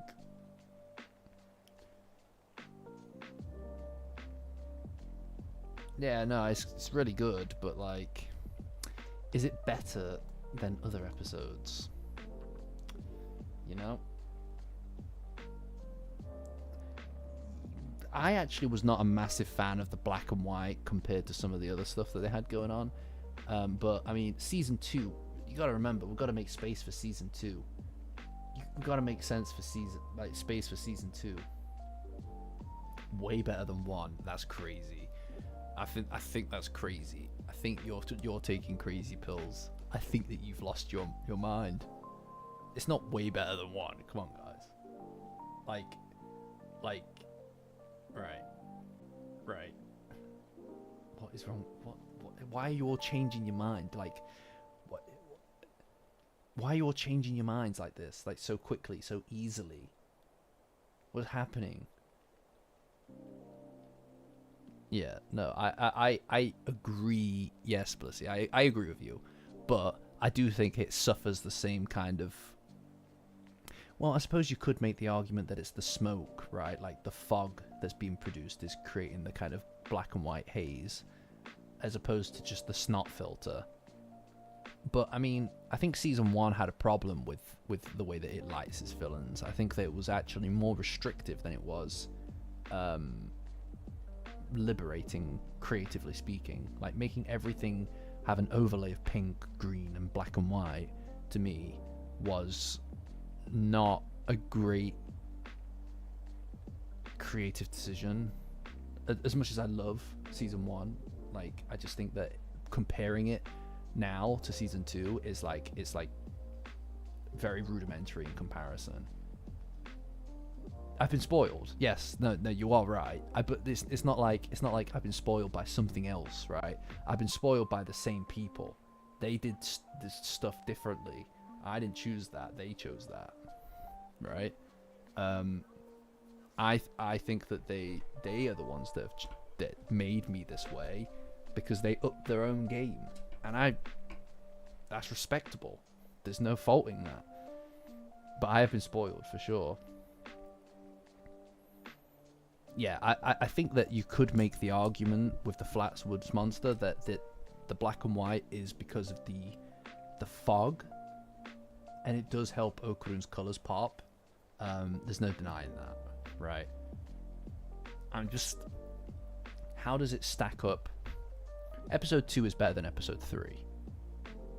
Episode 2 is better than episode 3. But how do either of those stack up against 4, 5? You know? 6 introduces Ida. 7 is a masterpiece. You know? Like, they can't all be A's and B's. Okay, you know what? I think B. I think B. I think episode 2 is a B. That's what I think.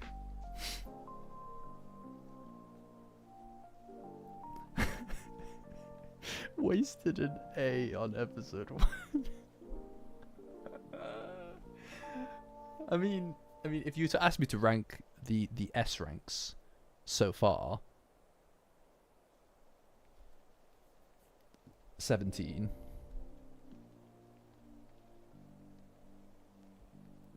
Damn, actually, this is quite hard. Oh shit, this is going to be really hard. This is going to be really hard. Yeah, okay, B. I think we can agree to a B, right, guys? I think we can all agree to a B, but I feel like Blissy's still upset. I feel like this would be a compromise that she begrudgingly accepts.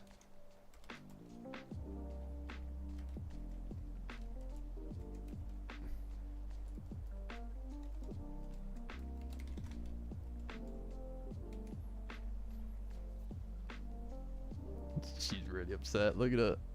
Very funny. No, I kind of like episode 1 on B, being an A. Oof, Christ. Man, that C, the C just absolutely surged there, isn't it?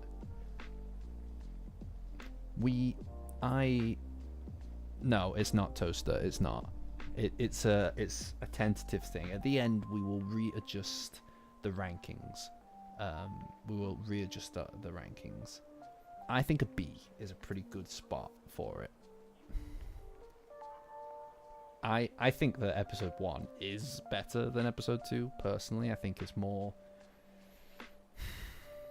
I think that it's more complete as its own thing in a lot of ways.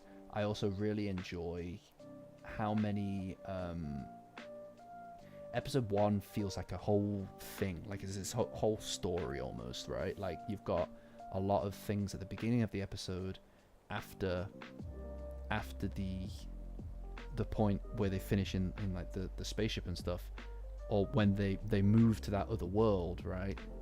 You start to see the mundane elements that existed in the previous life reflected as well in everything that comes after that. Yeah, I think it's a really good foundation for it. You know, you get whole character almost arcs in it. They all start and turn a page, and you start to see how they are going to move forward. There's also a really nice shot of them walking closer together. Now that I think about it, ooh, you know that shot, right, guys, that shot where Momo walks towards Okarun, picks up his book and hands it to him, is the same as the shot where Momo walks over to Okarun, picks up his shirt and hands it to him, is the same framing as the handhold, but Okarun walks over to Momo instead and extends his fucking hand to her.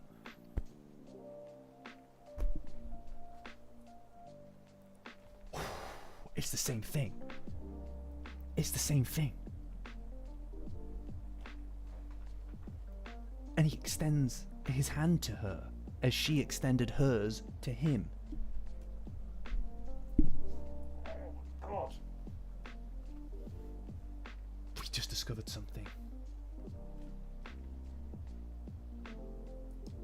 You gonna put that in a B rank?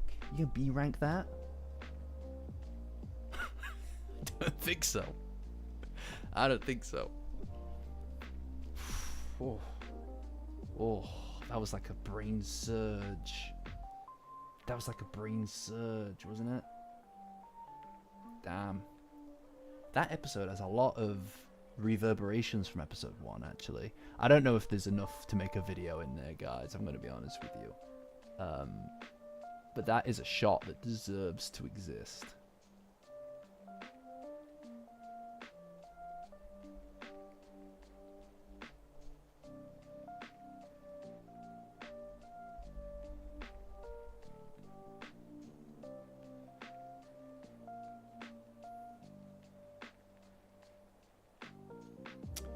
Maybe there's something in there. Maybe there's something in there. Maybe. That's like a 20% maybe. I'm just going to quickly make a bit of a note. I've thought about doing that kind of like pointing things out video, but I find that my format is more, it has to go along with a story being told. You know? No, I don't take notes. I don't take notes. Don't start telling Jenny that I take notes.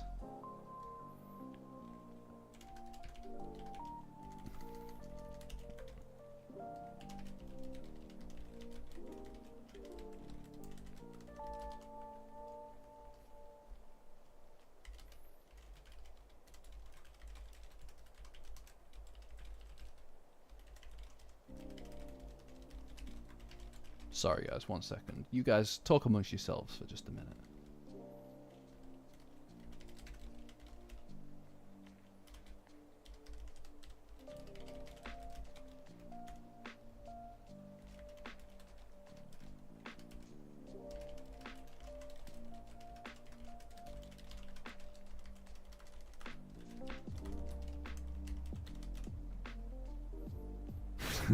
Heard her name. Don't tell her. Don't tell her, please. Please. Analytical storytelling. Exactly, support. Exactly.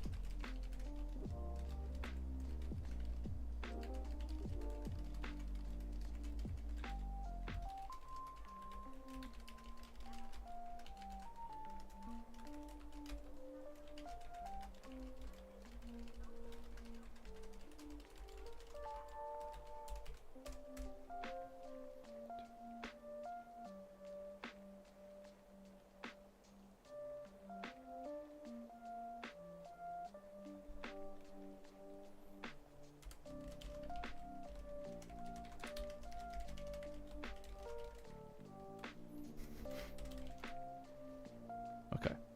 Okay. Okay. Okay. Okay. Okay. I'm done. I'm done. I'm done. I'm done. I'm done. I'm done. Right. That's like a handful of notes. A handful of notes, which perhaps maybe I could possibly do something with, or maybe I could nestle it into another video. What? Episode 3.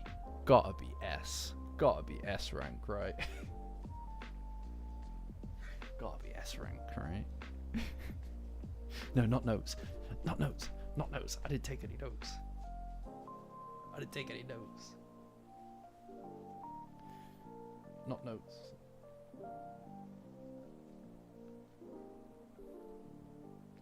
Excellent, excellent. Hold on, guys. This would put us with, oof, man, that's not many, is it? That's not many.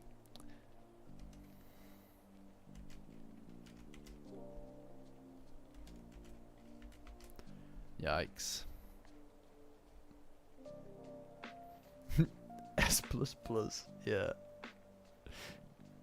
Yeah. That's not many.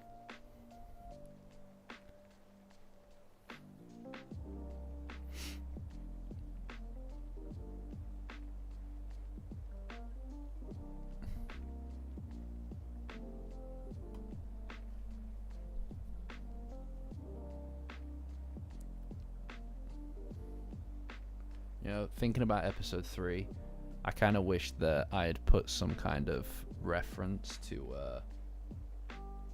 I wish I put some kind of reference to Momo running in to find Okrun at the end of episode 3.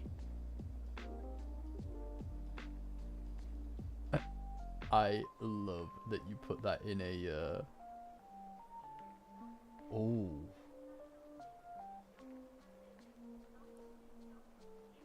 You saw nothing.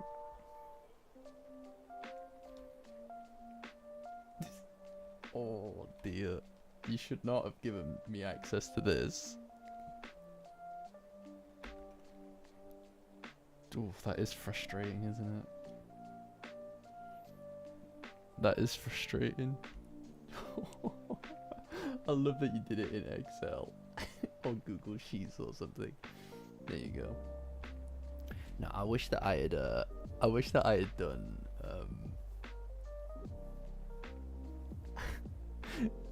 I wish that I had done some kind of like reference to Momo, because when she runs in episode 3 and swings open the doors to see Okrun there, that is so clearly related and a reverberation of when she runs to find him and opens up the magma bean that he's inside. That's like, they're so clearly aligned. I wish that I had included that visually in that video. You never get another shot at that either. It's not like some of the other stuff. Yes, I agree, Sonic. I agree. But not everybody does. Anyway, guys, I actually agree with support. I think that I'm EP. I'm EPing for a Legion. As you can see, guys, we have also put together some bit preliminary numbers on what the episodes are looking like. We've definitely not got a lot of spaces. Oh no. Oof. I'm frustrated just looking at it. Hate to be you guys, because I can get my way. Yeah. You know what? The last tier list was very argumentative, and I'm really looking forward to that coming back. Inject a little animosity. Good. I'm happy with it as well. Alright. Okay, guys, I'm going now. I've got to go to bed. I've got work tomorrow. It's 1 a.m. Fucking hell. Alright. Nighty night.